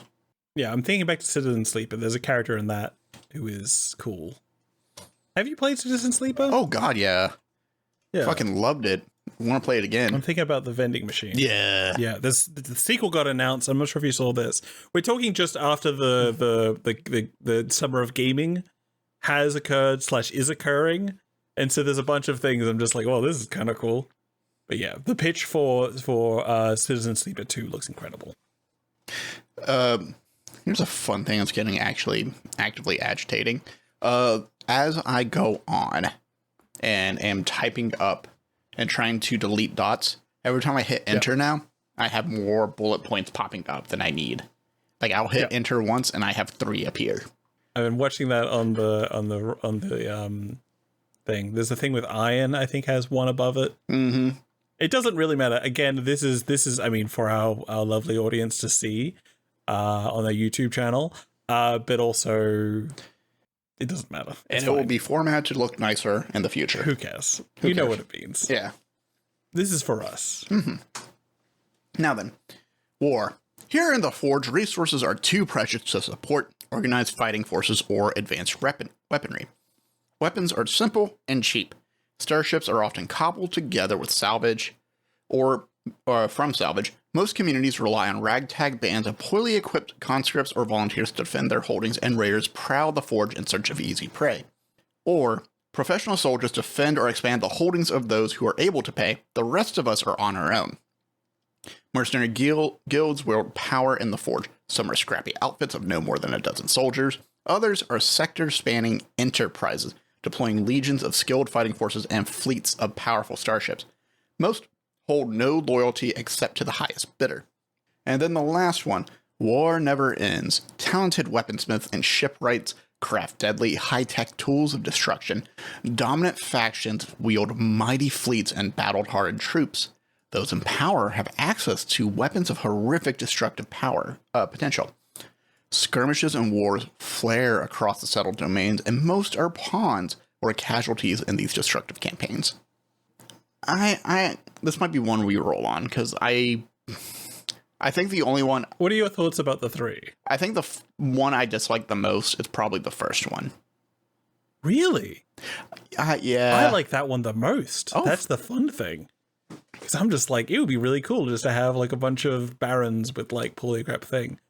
The idea of having like a like serfs or something, like the SERF, just like people who like man the like instead of having like Star Wars style big scale style wars, you just have like people with swords who just be like, oh, we're being attacked, I guess we're gonna try and hit them. I'm like, that's kind of fun. I have this idea of like a barony or something. But like tell me why you dislike that one. I'm so interested in having a differing opinion here. I don't know. It's just like resources are too precious to support organized fighting or advanced weaponry. I don't know about that. I think someone would have figured out a way to be like, no, we're harvesting this fucking world, and I'm going to go and conquer a different one. Right. And they just like have like they're in space. They can sort of do that. They have the technology to do that. Yeah, like we have a space flight. It should, and the space flight stuff that we use to travel in our ships is made of experimental stuff. You better believe I'm going to figure out a way to fuck up some people with this experimental FTL drive. I get that.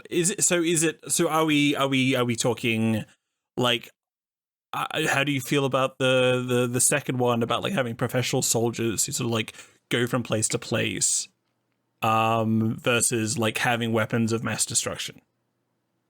Like, are you like the thing like let's use a FTL drive as a weapon of mass destruction as a thing within this setting, or is it like more like I guess the way most war happens in our modern society? Yeah. I guess it's just like I don't know, because like personally I don't like any of these, right, for different reasons. But I'm thinking of just like, I guess if I had to pick, it might be the third one, because like it's always nice to be able to stop the big destructive thing. It's always nice to be the one who puts the missile through the Death Star, you know? So it's the fun cathartic thing. Yeah. But at the same time, like now that you explained yours a bit, I kind of like why you like the first one a bit more. Yeah. I kind of like that idea as well. But I mean, we could always, let's do what we've been doing before, which is do all of them. And so we could be like, we can, like, because I'm thinking, all right, we have 5, what are they called? Cults? We have 5 clans. And some of them can have powerful weapons or whatever they need. There can be like skirmishes and wars and this sort of thing. Is it a place where wars are actively happening, or is it kind of like, how are we feeling about that? Because I'm like, do we want to have a Star War? Do we want to have that, or are we interested in like people like existing within the setting and trying to make do? Like, are we a place that like, are we populated enough to have a war, or is it a thing that it is like sparse and empty? I'm now starting to imagine it as like, not to borrow Friends at the Table, but to borrow Friends at the Table. The way Austin described like the Holy Roman Empire, where like they never really went to war with each other, but they fucked each other up. Yeah. Or there's the Dimension 20 season called A Crown of Candy, which it's supposed to be like a rip on Game of Thrones, except it's all food based. I highly recommend watching it. It is great. I didn't know that was the pitch for it. I just knew it was like candy flavored. Well, like in the first season that they all played Candians, so yes. But it is a very, very fun, entertaining, dramatic show. And it is as brutal as Game of Thrones, the first season was, essentially. Like, people dropped like flies. Yeah. And like a very fun, engaging way, I would say. And I kind of imagine like, well, if we have these founder clans, we have this covenant going on and people are talking about the covenant, kind of enforcing it a bit. Also, we have the sworn order of healers, but they aren't common enough to be seen around. What's to say there are some resources that are too precious to use, and so people hoard them. But also there are some folks who have a lot of resources on hand because they work for these founding families who are professional soldiers in their own right. And some of them have the bonus of numbers. They have the largest, they're the largest crew, so they can be more spread out and cause the most havoc, while others are a bit more surgical and they have specific holdings that give them more power. Yeah, I like that idea. And the idea, like, there's the thing, there's no mass casualties, there's no, like, Death Star that's firing every 2 weeks, but it's more like, we have a Death Star. If shit goes wrong, we can fire it once, and that's all we need. Ooh, like Cold War kind of mentality. Yeah. Yeah, it's like, this is a deterrent, and stuff like that. So I'm interested in that. Now, this does put you in a difficult situation in that you have to write out something that is two different things. Yes. But if you want to get started with that, I'll let you go. But I like that concept. That is a fun sort of thing. That it's the Holy Roman Empire type thing. Holy Roman Empire with a meager 5 different groups. Here, I'm going to save this, and then once I finish typing it out, and then this way you can look at the update for war. Let me know what you think of that, and if you like it, we'll read it out. Right. There we go. All right, I saved it. Let me know what you think of that at the very end. All right. The resources are too precious for settlements to support themselves, but Founder Clan support settlements in exchange for tithe. These settlements give up their precious resources in exchange for protection, but also give up their freedom in ways as well. Founder clans all stand against each other, some by sheer force of numbers, others with a surgical tact that's far more disruptive in the center of a weapon, or a few well-placed words. I like that. That's really cool. Cool. Of the quest starters that are on the war section, are there any that catch your attention that you would like? I have been ignoring them. Worst case, we skip a quest starter for this one.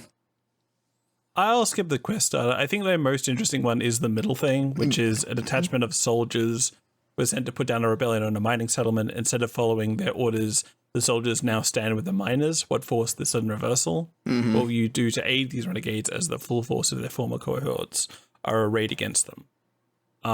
Again, we weren't really talking about mercenaries in the beginning, but I'm more interested in that than destroying a null cannon. Yeah. Or protecting a community from raiders and just doing 7 samurai. Yeah. But I don't know. I'm open for whatever. Do you have an idea for your own quest starter, or have one you prefer? I have not a single thought in my brain, so I'm good right now. All right, let's jump over to life forms. Yes. Also, just quickly, war. The last one, War Never Ends. I was immediately reading that with a cadence of Fallout. Yeah, 3 Dog. Yeah, war never ends. That makes more sense than war never changes. Okay, life forms. This is a perilous and often inhospitable galaxy, but life finds a way. Life in the Forge is diverse. Planets are often home to a vast array of creatures, and our starships cruise with spaceborne life forms riding in their wake. Even animals from our homeworld, carried aboard the Exodus ships, have adapted to live with us in the Forge. Next one is, many sites and planets are infested by a dreadful Forge spawn. These aberrant creatures threaten to overrun other life in the galaxy. The Forge spawn are hostile creatures born of the chaotic energies of the galaxy. Hundreds of abandoned or devastated outposts and derelict ships stand as testament to their dreadful power and cunning. Next one. Life in the Forge was seeded and engineered by the Essentia, ancient entities who enact their inscrutable will in this galaxy. The Essentia are the architects of life within the Forge. These omniscient beings are rarely encountered and have powers and purpose beyond our comprehension. Some worship them, others resist or rebel against them. but trying to defy the will of the Essentia is like standing at the shore of an ocean to thwart the tide. They are inevitable. I don't care about two of those. I like the first one. I like the first one as well. Yeah, cool. Unless you're really down for Essentia or aberrant beings. God. Yeah, I like the idea of having this. I also like the idea, like we were talking about, having aliens. This is a fun way of introducing the aliens as just people who live here as we came here, which we'll have to talk about colonialism eventually. But I like the idea that it isn't a hostile sort of thing as best we can, I guess. I imagine it a lot like No Man's Sky, of just like, yeah, you just kind of wander in and they're like, huh, you want to trade? Yeah, exactly. I like the idea of that. That's more fun. Nice and easy. Tell us about Precursors. Yeah. Well, I did want to point out that like Forge Spawn just feel like the flood. It does. It really does. Or it's like it's the return of like the whatever we had with the war, where we were just like, oh, we don't want to do Mass Effect. We don't want to do all of that. And it just like, but what did he do? What did you just sneak it back in? And I'm like, no, get out of here. Or the Essentia. God, that one's that one's Assassin's Creed. That's Assassin's Creed, baby. All right. Life forms. I'm sorry. Let's decide it again. Precursors. Yes. Over eons, a vast number of civilizations rose and fell within the Forge. Today, the folk we call grubs, scavenger crews and audacious explorers, delve into the mysterious monuments and ruins of those ancient beings. Incomprehensible technologies, inexorable time, and the strange energies of the Forge have corrupted the vault of the Precursors. Despite the perils, grubs scour those places for useful resources and discovery. But some secrets are best left buried, and many have been lost to the forsaken depths of the vault. The second one is the Ascendancy. An advanced spacefaring empire once ruled the entirety of the Forge. Vaults of inscrutable purpose are all that remain to mark the Ascendancy's legacy. But those places are untethered from our own reality. Ascendancy vaults can appear spontaneously washed up like flotsam in the tides of time. The gravity and atmosphere pay no heed to the natural laws. Some are corrupted and ruined. Others are unmarred and intact. Some are both at once. They are chaos. And the final one is the biomechanical lifeforms we call the Remnants, engineered by civilization as weapons in the cataclysmic war, survive the death of their creators. On scarred planets and within precursor vaults throughout the Forge, the Remnants still guard ancient secrets and fight unending wars. The third one got my attention until they still fight unending wars and guard vaults. Yeah. If they were just like out vibing, that'd be interesting. But I can also pitch that as this is Legend of Zelda Tears of the Kingdom. Yeah. This is the little gardeners who just go around taking care of things, or like the stewards or the forge workers or something. They just like keep hanging around and do their thing. How do you feel about the Grubs one? I kind of like the Grubs one just because like we can pick and choose what kind of civilization rose and fell.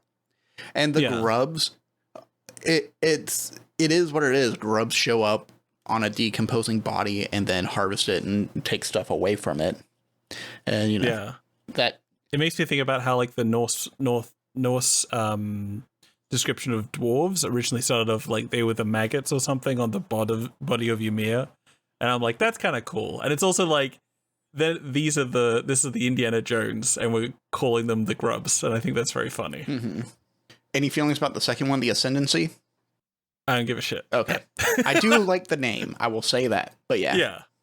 I there's like some aspects of it that is kind of cool. The idea of like a corrupted and ruined thing, that like the gravity and stuff is weird, but I'm just like not as interested in this for this particular setting. It feels like Borderlands. Yeah, it feels like the Borderlands. It feels like in my brain, like the positive thing is it makes me think of Redfall. Like the thing about Redfall is there is like nests of vampires. Like the vampires have this weird psychic place where they hide, and all the things start going weird. And it makes me think of Dishonored, which has a similar kind of stuff. Mm-hmm. But again, it's going back to the idea of having like what are they called? Assassin's Creed style, Essentia or something. And I'm like, I don't care about that. I'm more interested in the idea of a place with lots of history that we're sort of going in. And I'm also interested in the idea of having Legend of Zelda gardeners or something. Yeah. Of those three, I like two of them. Yeah, I think I'm going to lean more into the first one for sure, because okay, I might pick that. But if we ever want to bring back up the Remnants, because the Remnants is a very cool name, first of all. Yeah. But second of all, like it kind of fits the flow, you know what I mean? So with that, the quest starter for the Precursor, by the way, is in the ice rings of a remote world, a Precursor vault was discovered by the Grub scavengers. The team delved into the relic but never emerged. What is your relationship to the Grub crew? Why are you sworn to investigate their fate? That's cool. Mm-hmm. I like that. I also like the idea, like the word grub is very funny. Like my brain keeps like just reading it as this is a literal grub. And like that could be a cool alien race just having a bunch of grubs, even though that's kind of nominative determinism or whatever. But I'm like, it is kind of, I like the idea of that. Mm-hmm. Now the last one. Yeah. Which is fucking weird. This one's we out have all of these pocket. like fantasy stuff. Now we're just like, hey, remember maritime horror exists? Okay, so this is horrors. And this is number one. Put enough alcohol in a spacer and they'll tell you stories of ghost ships crewed by vengeful dead. It's nonsense. Within the Forge, space and time are as mutable and unstable as a flooding river. When reality can't be trusted, we are bound to encounter unsettling phenomenon. Next one. Most insist that horrors aren't real. Spacers know the truth. When you travel the depth of the Forge, be wary. Some say we are cursed by those who did not survive the cataclysm, and the veil between life and death is forever weakened. Supernatural occurrences and entities are especially common near a white dwarf star. These stellar objects, which spacers call ghost lights, are the decaying remnants of a dead star. And the last one is, the strange energies of the Forge give unnatural life to the dead. The Soul Binders are an organization sworn to confront these horrifying entities. The woken dead are a plague within the Forge. Some of the beings are benevolent or seek absolution, but most are hollowed and corrupted by death. They are driven by hate and a hunger for the warmth of life that is forever lost to them. The Soulbinders are dedicated to putting them to rest, whatever the cost. My feeling is like similar to Magic. I want to do the first one, but also leave the door open for the others if we want. Yeah. How do you feel about it? Do you have a strong feeling about Soulbinders or anything like that? The first one definitely caught my eye, but I will say the third one has a really good quest hook. Oh, let's read that. Yeah. Rumors persist of a fleet of ghost ships bound for settled domains. Who is said to leave this corrupted armada? Why do they seek revenge against the living? That's cool. Like, the thing is, like, I like the idea that, like, this exists and we just have... Like, I like, again, leaving the door open for the fact that these could, like, legitimately be real. Mm-hmm. But, like, most people believe, or, like, they are rare if they do occur. And so it's kind of fun to introduce them. So, yeah, that's my feeling about that. Again, I want to have the first one, but also leave the door open for that. Yeah. I think I'm down to put the first one down first, just because... Yeah. Oh, shit. Almost kicked the shit out of my mic somehow. What? I stepped on... So the... Cole typing with one leg in the air. the headphone jack wire is extremely long, and I lifted up my foot, forgot the wire was right under where my chair is, kind of, and just, like, stepped on it, and it brought my mic down really close to my desk. Okay. But yeah. That's weird. Yeah. But any truth or any, like, setting about the world that ends with, it's nonsense, it's a complete and utter bullshit, magic doesn't exist, horrors aren't real, they are 100% are, and it's fantastic. Yeah. I'll also quickly read the quest starter for the first one, which is, you receive urgent distress calls from a ship stranded in the event horizon of a black hole. The ship itself is broken apart, a shattered hull containing trailing debris. There are no signs of life, yet the ghostly messages persist. Which is fun, because it could be real. They could just be random shit being sent out into the universe. I also like the fact that the thing that reminds you that you're playing a character is like, have you experienced any supernatural encounters? If you specialize in battling undead or monstrous forces, you might be a slayer. If you have a supernatural connection to a spirit, you might be haunted, which is fun. I don't know if I want to play either. I don't know if that's something I'm particularly interested in, but I like the fact that it opens the door to it. Yeah. Okay. Well, we have wrapped up our truths for now. Yeah. After that, you do create your character, which it says to take 20 to 30 minutes to do so. Yeah. The essence of character creation is you have to ready all the cards, ready your summaries, your assets, and separate them all by deck. Okay. Yeah. Now, Cole, how many cards are there? 84 cards. If you are on my OBS screen right now, I'm going to go down to my recent upload side, and you can just see me scrolling through every single PNG I have made for this specifically. I want to give a special thanks to Cole for doing all of this. This whole like Roll20 was Cole doing it until like 3 a.m. one day or something, and it's so much. Jesus. I like this. I like the fact that there's a lot of things. But, oh my God. I will say, there is actually a website that does this much easier, and I have not used. I was told about it after I did all of this. It's called Stargazer, but from nbotton.uk/app/Stargazer, which is for solo Ironsworn Starforged campaigns. So what we are doing is we are picking paths for our character. There are a choice of 44 different paths that you can pick from. And you can choose 2 out of those 44. You can do all different kinds of combinations. We have some established truths that we know, so we can play characters that go directly against those established truths, or we can lean into them. Those are truths that our characters know and love. Some assets may not be a great fit for your setting. For example, if there's no magic or supernatural abilities, there are cards like the Kinetic, the Firebrand, and the Seer might be reimagined as a technological resource or ignored altogether, or you'll counter that. If you're playing Starforged with allies, take turns picking one path asset at a time. Discuss your choices as a group to help build an interesting team. Do not take an asset already chosen by another player. Fortunately, we didn't do that. Yes. There's also a table on here if you don't really know what to go for, and it provides about 20 different options. You know, there's Tomb Raider. No tables. Yeah, we didn't go for tables. The only table we might be rolling on is the Oracle table, which is a very cool table. I love the Oracle table. Yes. I've heard tell of the Oracle table in other games that reference Ironforge, and I'm curious to find out what that actually means. Mm-hmm.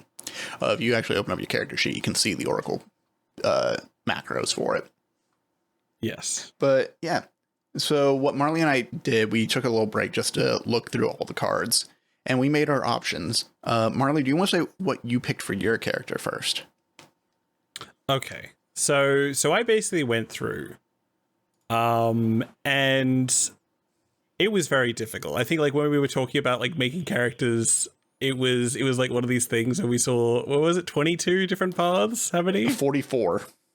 44 different paths, and like we are both people who want to read through each individual thing and pick out our favorite rather than drawing at random. At one point you even drew at random, and we're just like, no, I hate that, not do this.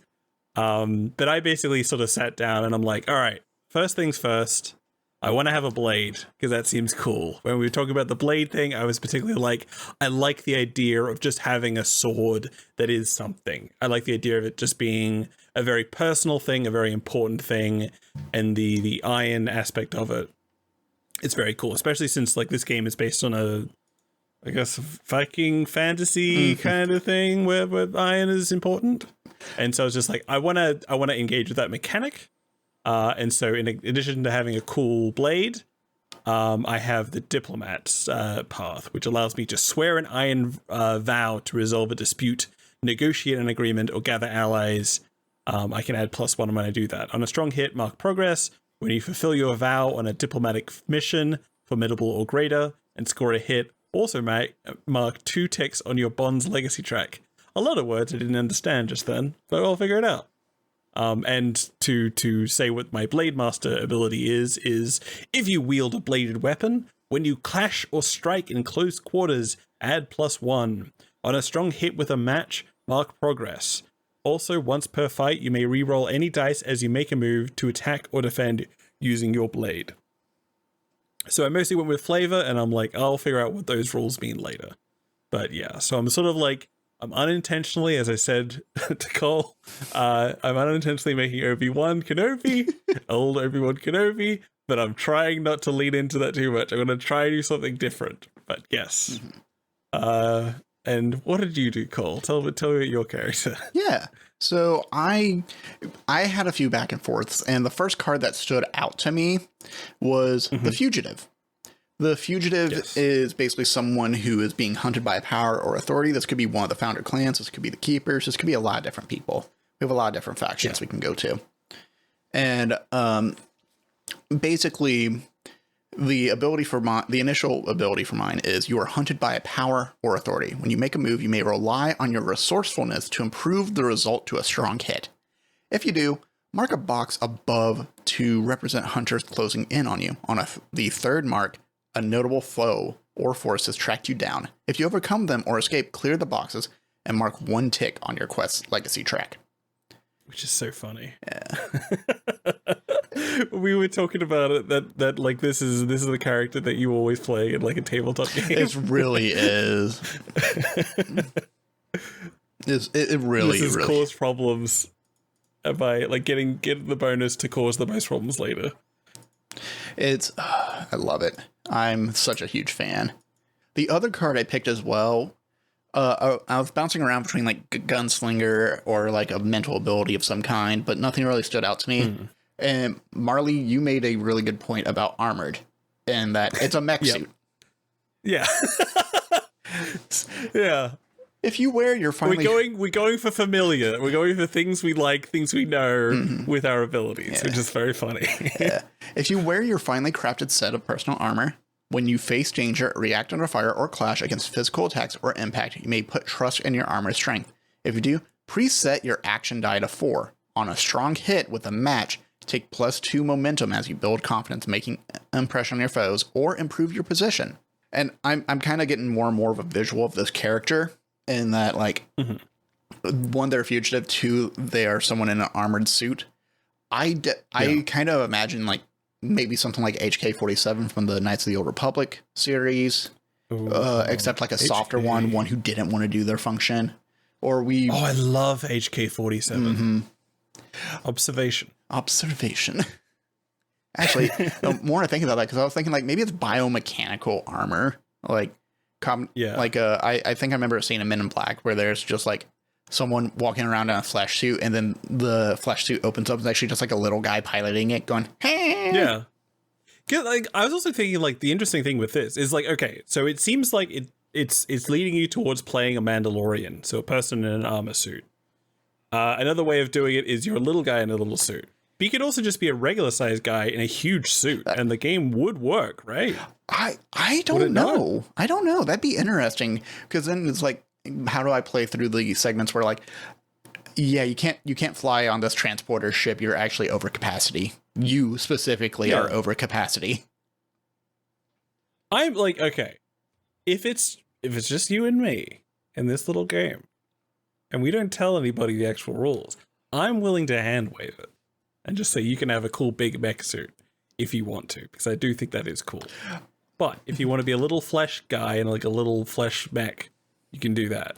I'm thinking more of just like the HK-47 ordeal, but just like, again, fighting it, going against that function, becoming sentient. I'm imagining going back to those truths of just like, yeah, there are these revenants. Or remnants is what they're called, not revenants, remnants.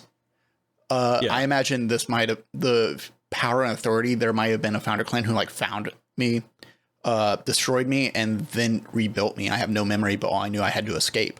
And so that gave me the fugitive tag. And maybe there was one point where I don't know how we met, but I think you, or maybe you're the one who like went, this is fucked up and wrong. And so we should change this, and you broke me out something, you know? Yeah. I'm also like, I don't know enough about my character yet to say anything about that. But I'm also thinking, like, one of the things is it says you wear your finely crafted set of personal armor. I like the idea that you can take it off. Like, you're like HK-47, which is like this red, almost like insectoid looking mech.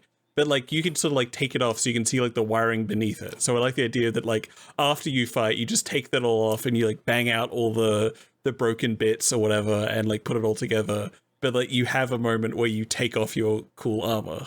Is that a thing you're interested in, or are you just like, no? I was thinking, always on? Actually, no, I'm thinking about that now. Just because, like, what if it's just like a mode shift? Just like, you know, there is the remnant form, and then there is this like broken down neutral form where like they need to, they just kind of go on low power mode essentially. Yeah. So the armor maybe it fades away, maybe it like locks underneath the rest of the mechanical body, and then like kind of I'm imagining like Power Rangers Mighty Morphing robot just like shift and form and then grows like 2 to 3 size. Yeah, so you can, it's almost like you flex and the armor comes out. Yeah. Okay, that's cool. It's like a whole magical girl sequence. There's ribbon everywhere. I just had the clearest like flash of that thing of just like Sailor Moon with HK-47's head. It's amazing. Oh, I love that. That's amazing. Oh. But yeah. Okay, that's dope. I love this. I love this so much. But yeah. So those are our two. Did you already say your 2 paths as well? Did you say Blade Master and Diplomat? Yep. Yeah, Blade Master and Diplomat. Okay. If I haven't said it, I'm saying them now. I am playing a Obi-Wan type person. Yeah. And yeah, I'm not really sure who I serve. I like the idea that I'm maybe affiliated with one of the clans, but I'm not really sure which one. Mm-hmm. Again, we haven't really made them up, but I like the idea that I am sort of like the idea in the back of my head is the Keeper, who are the people who move between different groups and like sort out disputes. Yeah. Like it's kind of like I'm a judge who comes to deal out stuff, but I'm more like, all right, there's a dispute. I'll come in here. I'll listen in. I'll give my advice. I'll do all this kind of thing. And also people might not like me for that. Mm-hmm. And you know, that kind of thing. But I'm also like, I don't know, I'm like an elder or something like this. Yeah. I'm like giving advice. And I'm traveling on with a weird mech. Mm. Not a mech, a robot. But yeah. So with our paths set, now we can talk about our backstory together. As you begin play in Starforged, your character is a person with few ties to others. The Forge is a vast galaxy, and your former home, if you had one, is lost to you, forsaken by you, or a distant memory. For my guy, definitely a distant memory. I can assure that. Consider what happened to sunder or separate you from your home and relationships. This is your backstory. This origin can influence the stories you explore and vows you undertake as you play Starforged. Or it might just provide some texture to help bring your character to life. Keep it simple. There's no need to invent an elaborate history. You can discover more about your character through play. There's another segment down here about building a backstory with other players. If you are playing with others, discuss your mutual history. Have you known one another for years? Do you have only casual links? Or are you only now forming a team as the campaign begins? Your backstory should not prohibit you from working with each other. You are allies with shared or complementary goals. A bit of friendly rivalry or friction between characters can make for good storytelling, but in the end, you will stand together against those forces that would see your vows unfulfilled. What I came up with for my armored fugitive is they're referred to as VPR 45210, or Vapor for short. Their armor kind of fades away and returns in a vapor, so I think they took onto that name. Vapor was destroyed originally and then taken by a founder clan. We don't know what the name is, and the vault that Vapor was protecting was cracked and looted while while Vapor was held for study until they were repaired and given sentience, or found sentience. Held, repaired, and studied until they found sentience again and escaped. They found themselves, after running for a couple of months, they found themselves on a ship to a distant planet full of scavengers. The same scavengers tried to take Vapor for parts and found the protector, but Vapor ran off, found the protector, Vita, and was protected by her. They tagged along with the keeper, Vita, for the cloak of a keeper provides protection in both politic and power. There you go. And what do you have on your end? Cool.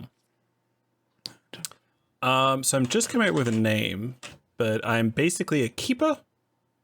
I was sent away on a prolonged mission. That's my backstory, which is just I'm a gun. Well, I'm not a gunslinger, but I'm like a person who just like goes from community to community to like sort stuff out and like arbitrate disagreements and do diplomacy and stuff like that. I'm a bug person. I am essentially, I'm like one of the grubs who talk about the grubs as like these people who like go through old ruins or whatever. But I'm like, maybe from a clan that does that or whatever, but I'm not necessarily a person who does that specifically.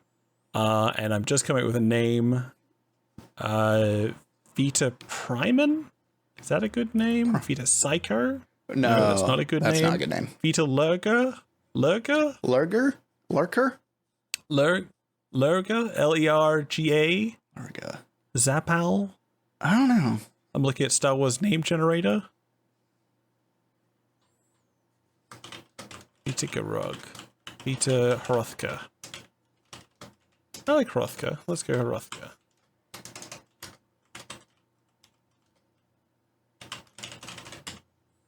Yeah, so my name is Kiva Vita Hrothka, or Vita Hrothka. And yeah, I move from place to place with my sword and look cool. That's my character. Sweet. Also, I think it'd be fun to add just like a little bond about each other. Just like what our belief is. Mine for Keeper Vita Hrothka is Keeper Vita Hrothka had no reason to protect this. Actually, I'm gonna make this unit just to make it a little bit weirder. I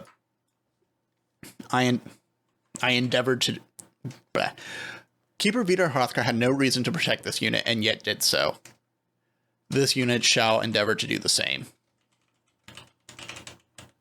That's cool. I like that you're using this unit as the thing. Yeah.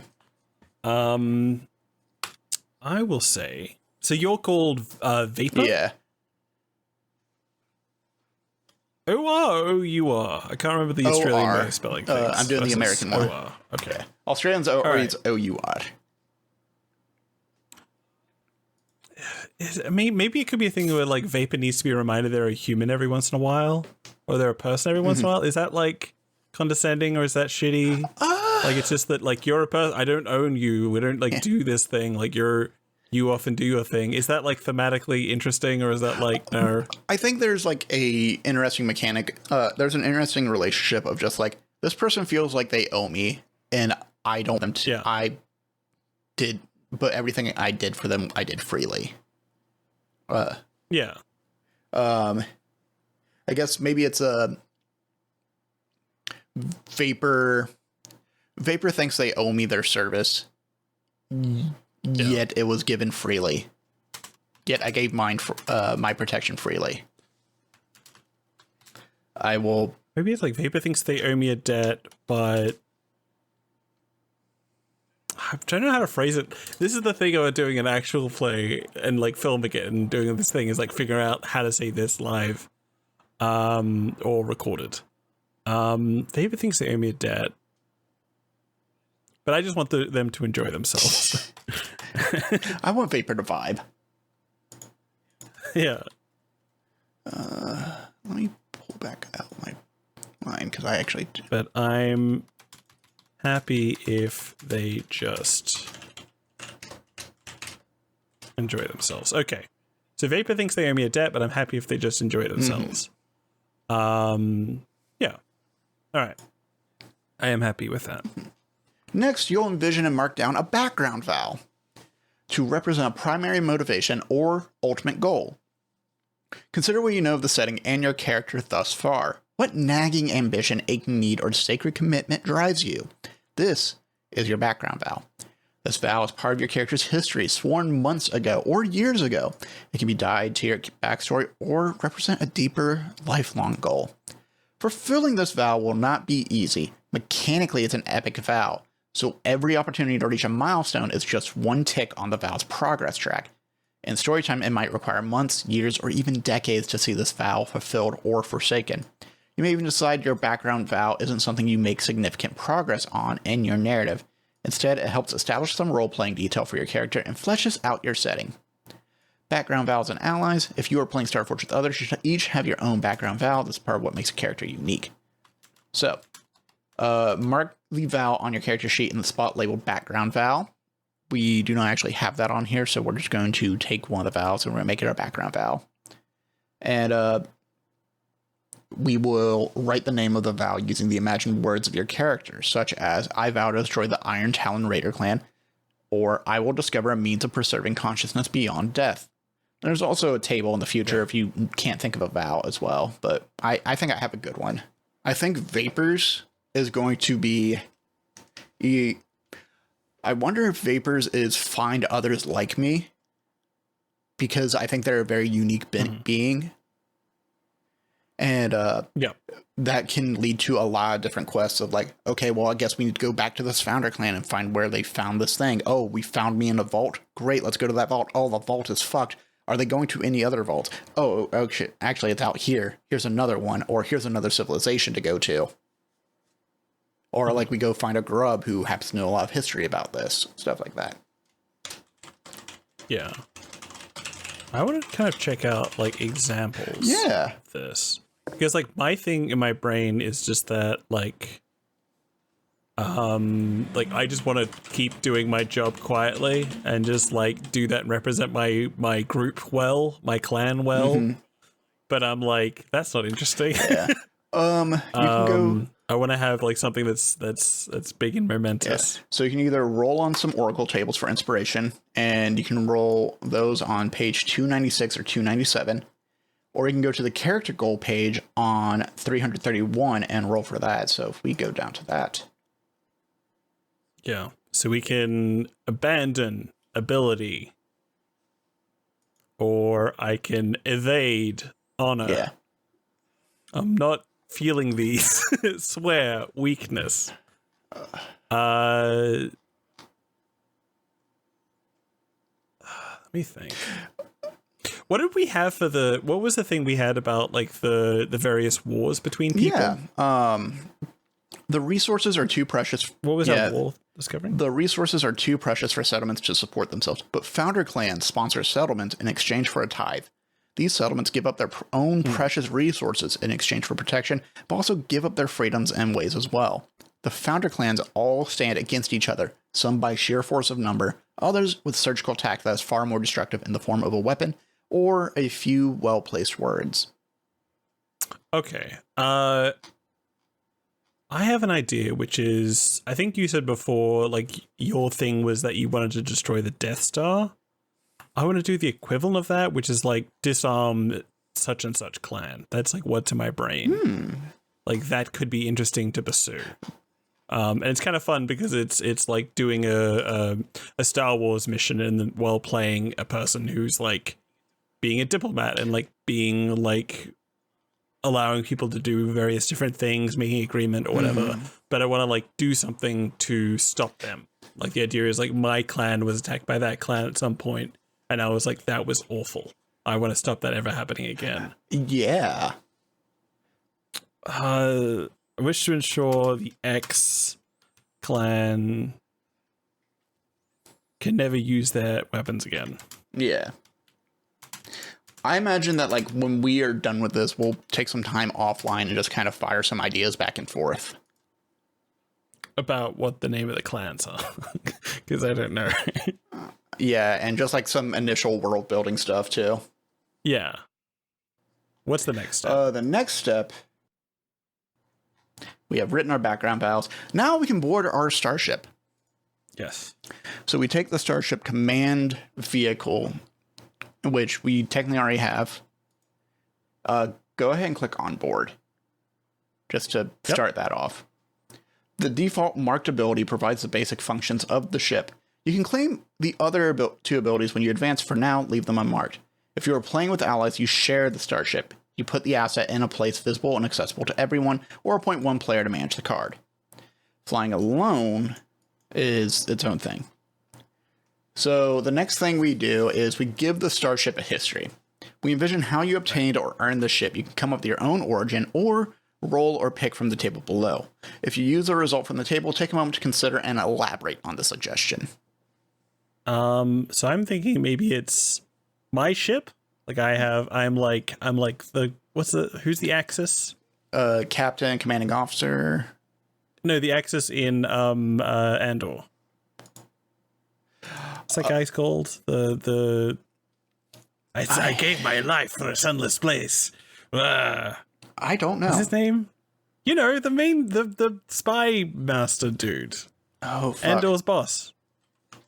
Spy master and Andor. Cassian Andor. Luthen Rail. Luthen Rail, yeah. I'm like Luthen Rail in that I have I have my own cool ship that I use to do my job, and you're on it because this. And so it's like small like that. It could be like that. Yeah. How did you get it? That's what I want to figure out. Yeah. Because I 100% agree. This is your ship. If I do that, I'm also going to go down to page 329 for when we decide to name the ship, just to offer more alternatives. Sure. I also have some other ones that we can do too.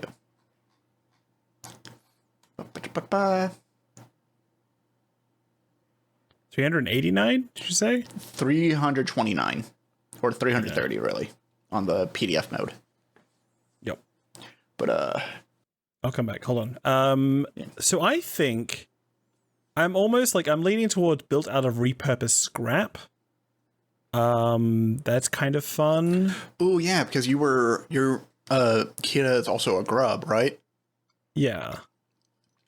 One in a bet. That is granted by an organization or community, or inherited from a relative or a mentor. Yeah, I'm sort of like granted by an organizational community versus built out of repurposed scrap. I like the idea that I just got it as a gift. That'd be kind of fun. Mm-hmm. So yeah, I'll say that. Where do I write that down? How do we do this? Write it down under your notes for your summary. Okay. Or actually, let me see. Yeah, write it in notes under There's summary. A ship bit. There is a ship tab, but we don't really have a spot to put where we got the ship, so we have to list it somewhere. I got my ship as a gift from a community. It is cool. Okay. Such a cool ship. Who owns the ship? We just discussed that. This is just narrative. Yep. But envision the ship. Your ship is an important aspect of your character and a character in its own right. What does it look like? What makes it interesting or uniquely yours? Does it have any particular quirks? Excuse me. If nothing occurs to you now, you can flesh it out in play or roll once or twice on the table below. I'm just reading through all these. Because I want a cool looking ship that is perfect and not broken. And all these things is just like, this is what's wrong with your ship. Mm-hmm. Someone marked the hole with graffiti during a recent layover. Timers and clocks are always a bit off. Hole is fused with organic growths. Like, no, it's all perfect and wonderful. I like ship is powered by an ancient precursor device. That seems neat. All right. Make sure you add that to your summary as well. Yep. Ship is powered by an ancient... Oh, God. Precursor device was the word? Mm-hmm. Yes. Okay. Done. What's the next bit? All Name right. your starship. Yep. So on page 329, there are some recommended starship names. I also have a few of my own because I always never stop. You do that. Yeah. You never know when you're going to need a good ship name. Okay. Tell me some of yours. I want to hear some of yours before I go through all this. I have a callback in hindsight, which was a joke from a Discord group. The Apology with Pearls on. Best Clockmaker on Mars. Love Holds a Mirror. Eternal Wills and Works. And Unkeepable Resolutions. I feel like Unkeepable Resolutions is a bad thing to call a diplomat ship. Yeah. What was the first one you said? I think I said a callback in hindsight. I like Callback in Hindsight. That's kind of fun. Yeah. I'm not sure what it means, but it's a good name. I think it was just like we were talking about the latest episode of one of the shows, and someone said, yeah, that sounds like a callback in hindsight. And I immediately responded with, that sounds like a great ship name, dibs. Yeah. Do you want to use that? Is Yeah, that good? I'm Or down. are you... Okay. I'm going to mark it off on my sheet and make a note to myself to come up with more ship names in the future. Yeah. Callback in Hindsight. I got my ship as a gift from a community help. It is cool. Ship is powered by an ancient precursor device, that's the hindsight. Callback in Hindsight or whatever. Yeah. All right. Is that done? Have we made a ship? Is that it? We have made That was a ship. easy. Oh, yeah. No modules come later? Yeah, actually, we get to choose our final asset now. Oh, neat. So we can, now that your ship is ready, pick one final asset. This time you aren't limited to picking a path. You can choose from any of the asset categories. You can pick a module, which is enhanced features and capabilities of your starship. As with the ship itself, these are shared assets. A module's ability can benefit other player characters if it's reasonable for them to make use of it. Support vehicle. Secondary vehicles that your starship can carry and launch. If you are playing with others, these are a shared asset with abilities available to any character aboard the vehicle. The person who selects a support vehicle might typically serve as the pilot or manage the asset. Or we can pick up a companion. We can get an NPC helper, including alien creatures and robots. Or a path. We can pick another path as well on top of that. Shit. Okay, so now we're going to take a few minutes just to go through all of them. Go through all 86. Yep. And pick the fun ones. Although I did just think, like, what if I'm just an ace? What if I'm just an ace pilot and I have that? That would be very That cool. sounds interesting. I was also thinking of picking up Lore Hunter as a path now that I've figured out my character. Yeah. Yeah, I really like that. Yeah. But the other ones are interesting. I think you having a med bay makes sense. Why? Oh, no, wait. Your keepers are a different thing. I was thinking about that healer. Yeah, not medicine. Yeah. Yeah.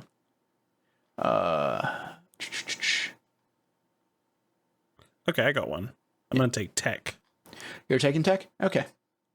Yeah, I'm thinking tech, which is a path, is when you make a move to configure, optimize, hack, or disrupt an electronic system, add +1. On a weak hit, you choose to press your luck. If you do, re-roll all dice and add +2 instead of +1. Mm-hmm. And this is me thinking about like the fact that I'm against this other clan that's done terrible things, and so this will help me do all that, which seems more interesting than having bazookas. Mm-hmm. Or a hover bike. Yeah. So I think I'll do that.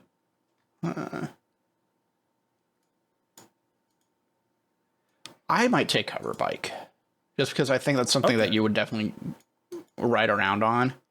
I think that's fun. Yeah. So I'll go ahead and add the support vehicle hover bike on my sheet. Make sure you add it to yours. All right. That sounds good. All right. Okay. Now that we've done that, the next thing is to set your stats. Your character has 5 stats that represent your capabilities, nature, and approach. Each is usually given a value from 1 to 3. When you make a move and roll dice, you usually add 1 of your stats to your action die. The move will tell you what stat to add or will give you a choice. Your stats are Edge, which stands for quickness, agility, and prowess when fighting at a distance. Heart, which is courage, willpower, empathy, sociability, and loyalty. Iron, which is physical strength, endurance, aggressiveness, and prowess when fighting at close quarters. Shadow, which is sneakiness, deceptiveness, and cunning. And Wits, which is expertise, knowledge, and observation. And we have a 3, a 2, a 2, a 1, and a 1. Yep. Right. When setting your stats, consider the nature of your emerging character and take a look at your assets to see if a stat is particularly useful. If you are an infiltrator, you may be well served with a high value in Shadow. If you are a diplomat, you may rely on your heart. If you are a gearhead, you use your wits to craft and repair. Let's start with the first one for me. I am armored, so I am definitely taking 3 in iron. Yeah, I got edge 1. I'm not going to be good at that because it mentions the word ranged. Wait, fuck. How do I change this? You go to summary. Yeah, summary. And all right, know that. Yeah. All right, edit. Not 10, 1. Yeah. Okay, that one's easy. Done. All right, next one. Courage, willpower, empathy, sociability, loyalty. I should be good at that. I'm going to put a 1 in Shadow. I think a 1 in heart. Actually, no. I'm going to put a 2 in heart because I'm loyal to you, but a 1 in edge because I am not that quick. And also, it's worth keeping in mind that our abilities give us bonuses. Like, this is a +1 if I use my sword. Yeah. When you clash or strike in close quarters, add +1 on a strong hit with a match, mark progress. So that is useful. Like, I don't have to put all my stats into clash because it will already give me that bonus. Yeah. And for me, it's for when I face danger, react under fire, or clash against the physical attacks. I get a lot of variety in mine. What's the other one? React under fire. If I use edge, if I use heart, if I use iron. And then clash is iron or edge for me. So yeah, I'm imagining Vapor is like very much a close combat remnant. Mm-hmm. And so maybe at one point there was like a halberd that they carried and gave them reach, but that is shattered and broken, so all they really have are their fists. Yeah. And so they basically act like a body shield. Yeah. Wait, you don't get cool items? Is there a bit where we get cool items? We can add that at the end. That's going to be part of the envisioning your character. Oh, and I'm looking. up. It's gear up or something. Blah, Yeah, blah, blah. gear up. It's the future one. It mentions you need a detailed list of equipment. So blah blah blah. Yeah. All right. So I have gone for. My edge is 1. That's my quickness, agility, prowess. I'm not good at fighting at a distance. I'm a bit clumsy. My heart is 3 because I am a diplomat. I'm also thinking that like I was torn between making my shadow 3 or my heart 3, and I went with heart just because it feels like that's what I do most of the time. Mm-hmm. My shadow is 2, so I'm sneaky, and my wits is 2 because I'm a diplomat and I feel like I should be smart and know things. And my iron is 1, which isn't good, but again, I get a bonus when it comes to using my sword, which I think makes sense. Yeah. Like, I'm not very strong, but when I have my sword, I am stronger. Mm-hmm. Which is me looking at that ability, just being like, that's cool, let's use that. Yeah. Yeah. Cool.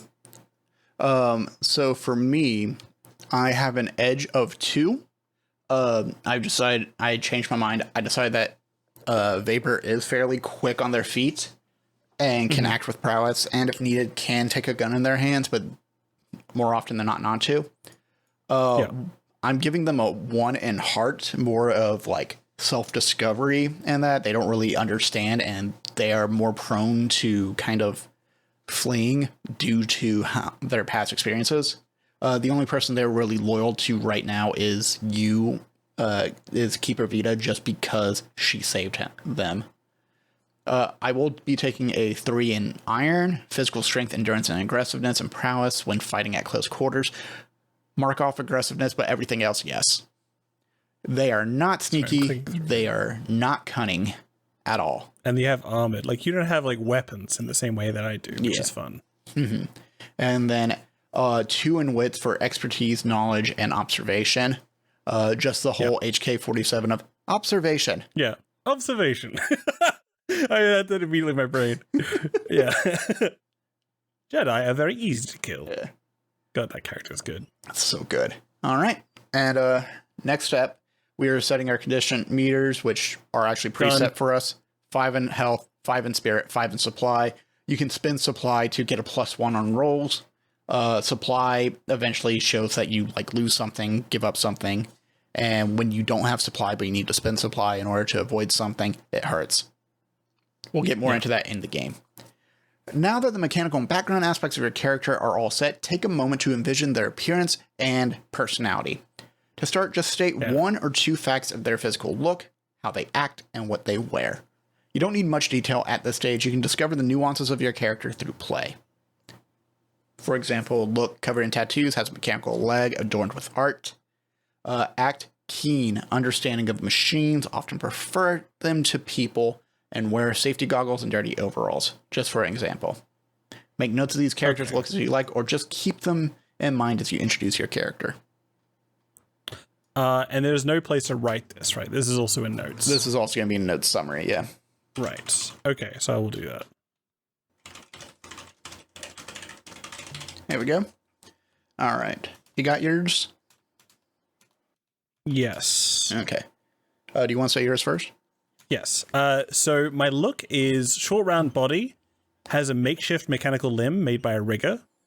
Act, stands tall, smiles freely, puts a hand on their sword when conflict arises. And wear is a poncho/cloak fastened with a brooch. I'm thinking specifically, I've been watching the TV show Silo, and the mayor in that show has like this thing that's folded over and looks like something from Star Wars, even though everything else everyone wears in that show doesn't look like it's from Star Wars. So if you look up the mayor, and you'll see what I mean by that. And yeah. How about you? So mine is I think I have 2 looks. There's the neutral form, which is a very skinny mechanical body. Has like a kind of has like this kind of smoother head, bit more well formed, but big opal eyes, kind of like opal light screens that work as eyes essentially. Grinding gears, metallic steps, and then their remnant form, their aggressive form, protection form, whatever you want to call it, grows into basically the height of 2 people, 2 human-sized people, so about 10 feet maybe. Shield forms around the arm. It's a wider build. The opals become lidded and covered a bit, but you can can turn red. Yeah, maybe not turn red, but it can be seen through. The head becomes more angular to essentially if you fire bullets at it, it'll bounce off more. And both forms come and go in vapor. That like either gets blown out and the body changes, or gets sucked in and the body changes. Yeah. Is it like steam like getting loose from a train that just like and then you're in armor form? Yeah. Or is it like I kind of think of that, but I also kind of think of it like how I think I think they did this in the film The Fly, but like there's all this smoke and such, and you see the body shift and form, and then it becomes the fly, and then it shifts and forms through that. I gotta see that film. I've never seen it. I think that's a scene from it. I don't remember. Okay. Yeah. And for how they act, they're very new and curious because this is all very new experience to them. But they're extremely cautious. This unit prefers the company of Keeper Vita, but would like to try new things. Yeah. You know. That is cool. And, all right. But with that, though, we've already named our character and given them pronouns and given them a call sign. Space are typically known more by their call sign than their actual name. In fact, they usually refer to given and family names as dirt side names. A call sign might represent your reputation, some incident, or accomplishment in your past. If you'd like some inspiration, use the call signs in the character name oracle on page 333. If you don't feel like you've earned a call sign yet, leave it blank for now. Perhaps you'll gain one in the course of your story. What are your thoughts on this? Waiting on giving a name until later? Yeah. I think that's appropriate. I think the only reason I gave Vapor, their nickname as a call sign is because their original name is too long, and people are hear VPR and they'd be like, all right, Vapor, got it. Yeah. All right, I'm going to give you, so my pitch for what a call sign is, our version of a call sign, is that, like, what if we make it like this is our fake name? Like, whenever we have to be, like, doing some subterfuge or whatever, we have, like, a already decided, like, fake name that we can give. So like an alias and blades and such. I'm down with that. And if we use it, we know, like, okay, this is something we should watch out for. It's not like, okay, Dirt Viper, let's go there. It's like, oh, okay, something like this. Yeah. All right. Do we want to have it that we decide the other's name? Or do we want to decide our own name? That would be better. I would like that more. Okay. I'm going to change my call sign sheet to something else. I will say I am getting fairly tired. It is 11:17 over here right now. Nearly done. Let's figure it out. Let's do this last bit, and then we'll come back to play the game. Yeah. We also need to gear up, but I think we can describe that later. That's fine. We'll come back to that. Yeah. And we'll do some things in between the game. So yeah, I'll jump over to your character. Okay. And I'll figure out a name for you. I think I have one for you already. What is yours for me? Sentinel. Sentinel? You're gonna call me my easy alias that no one will be suspicious as Sentinel? God damn it, you're right. Let's give me a normal name. Sentinel's good. It kind of works for what our relationship is, but I want to have something else. I'm looking at these names. I like Stallard, but I'm not sure if that's the kind of name we want to do.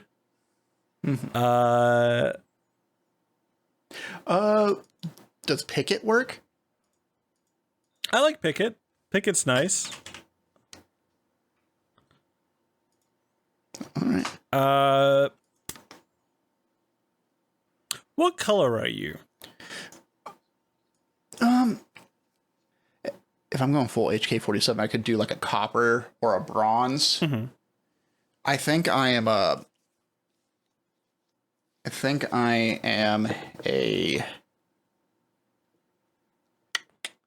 I need to look at color palettes for metallic color palettes real quick. Okay, I'm gonna call you Copper Barlow. Does that make it easier? Yeah. Let's just do that. Done. Easy. All right. Last step. What's the last thing we have to do? Last thing we have to do is gear up. In StarForged, you won't get a detailed list of equipment. Your supply meter is an abstract representation of your general readiness, clothes, fuel, energy, food, water, tools, weapons, ammo, and mundane equipment and financial resources. You're equipped and armed as appropriate to your vision for your character and the nature of your setting. You can assume you have access to some fundamental necessities necessary for space travel and exploration, either carried with you or stored on the ship. This is your spacer kit, such as a sealed environmental suit, flashlights, headlamps, tools, toolkit, medkit, personal communicator. And then we also have space for personal items as well, too. Yeah. Make note of any equipment or personal items that represent an important aspect of your character's approach, capabilities, or background. Keep this list short, about 4 or 5 items at most. The character sheet has space at the bottom to write down any notable gear. Losing important equipment or cherished items can be an outcome of a costly action or event in your story. Your assets in particular can influence the gear you envision your character having at the ready. Example, you might be a tech with a well-used datapad for interacting with systems and writing code, or you might be a gunslinger with a pair of heirloom pistols. Also consider the object you swear iron vows upon. What is this object's history? Why is it important to you? So I'm going to define my weapon, which is the sword. Where the fuck do I put this? Notes again. In my notes? What is this? Is like the important part. Why does this game make me put everything in notes? Well, it's more to the Roll20 page. Okay. So I'm going to put my important thing, which is my sword, is reforged from an old what are those called? I said it before. It was like a fan blade, but it wasn't that. I don't remember. Generator thing. fan blade from one of the first ships that got here. Mm-hmm. I probably have other stuff, but I'm gonna go with that one. Doesn't have a thing that like spits out data or anything like that. It's just basically an old bit of like scrap iron that is like forged. I'm gonna write scrap iron because that feels cool. And I probably have other stuff. I have a cool hand, but I'm like, that doesn't really need to be defined. What about you? Any cool items for you? Let's see. I think the item I swear my iron vows on is the shattered iron haft of my halberd. Right. So cool. Basically, an iron stick is what I use. Right. Not the metal bit on the end, like the axe bit. The entire haft is made of iron. Okay, that works. Yeah. And then right. one other piece of gear is like a data pad heavily encrypted that holds its units' personal information. It's just like one thing that they were able to snag on their way out of the founding clan's facility. Okay. That sounds good. So after hours of recording, have we finished? We are now finished. Have we made characters? We made setting? Yeah. Oh my god, I'm so sorry. I didn't realize how long this That's okay. take. I'm good. It's 2:30 for me. Yeah. 2:30 p.m. So I'm chill. Good. So yes, this was Inside the Table. Yeah. This was Inside the Table, a tabletop RPG talk show where we did an actual play instead of a talk show. Instead. We talked. We did talk. We talked a lot. But thank you for joining us on Inside the Table today. And you can follow this show. You can follow me on Twitter, Twitch, and Instagram over at Ice Cold Brew. And joining me today was Marley. You can follow me on Twitter at minor_Lenahan, where my pronouns are he, him. And check out my itch.io page, where I have a bunch of cool games there. I'm very excited about that. And probably more coming in the next amount of time. Excellent. And you can follow this show at Inside the Table on Twitter and also over on Co-Host as well. And please feel free to leave a review on Apple Podcasts or on Spotify as well. And you can send us questions over at insidethetable@gmail.com. Again, that's insidethetable@gmail.com. And if you enjoyed this podcast, Marley, who should they recommend it to? Fuck. I was hoping you didn't do it to me. I hope you had something to go. I think. What do you think? I got one if you don't. Please do.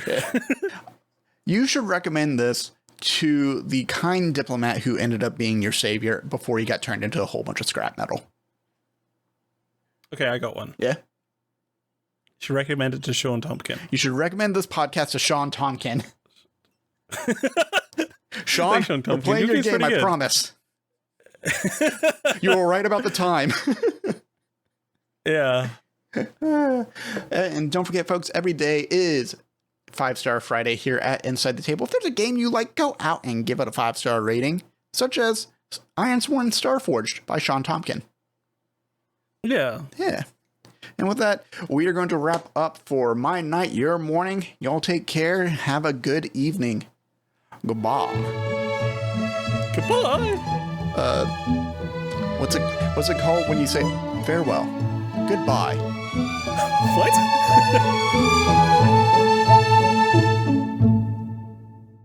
Were you trying to do a K? I don't know. I was trying to do an HK-47 thing. The statement. Farewell. Well, that'll work. God, great. I'm going to have to play KOTOR again. Yeah. I got to play KOTOR again so I can get used to HK. Yeah. Hello, Holly. How are you? I'm excited. Hey, Ollie. Marley says hi. Hello. All right. So I have iron included now. Yeah. She has brought me some naan, some steak, and some potatoes. I love it. Homemade naan? No, I think she picked some up, but she added some like crushed red pepper to it and some parsley and cilantro. Not cilantro, garlic. Oh, it's so good. Okay. Is there a section for food in this? I feel like we should define the food. There's not. Damn. That'd be so cool if you could. Yeah. Okay. So. I fucked that up. Dude.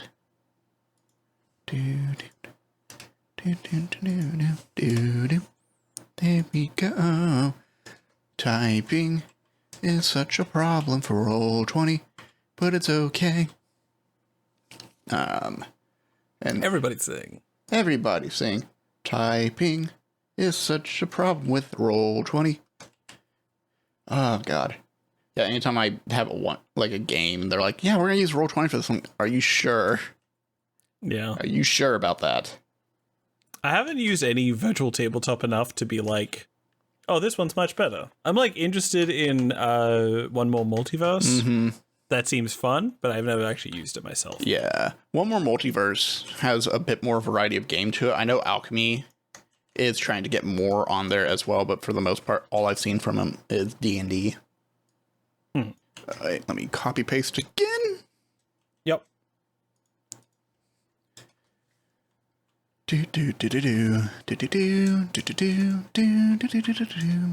I have so much Zelda in my head right now because of Tears of the Kingdom. Yep. It looks like a really good game. It is a lot of fun. I've been following it a lot. Yeah. I do not commit war crimes against the Koroks, I will say. That is not my passion. Are you having an easy time with like building things, or is that something you just like, fuck, this is too difficult? I enjoy it. That's probably my like favorite aspect. I am constantly like making ships and such just to like really test out what I can do and how far I can fly, and then finding new implications of what I can do on that, which is very fun. Yeah, because I've been seeing people play, and it's been like one of the two. That they're either just like, I can't build and it's really difficult, or they're like, I'm gonna build the Death Star. I'm just gonna do this. I'm gonna like do fun experimentation with it, and it's great. It's really fun to see. It's so fun to see.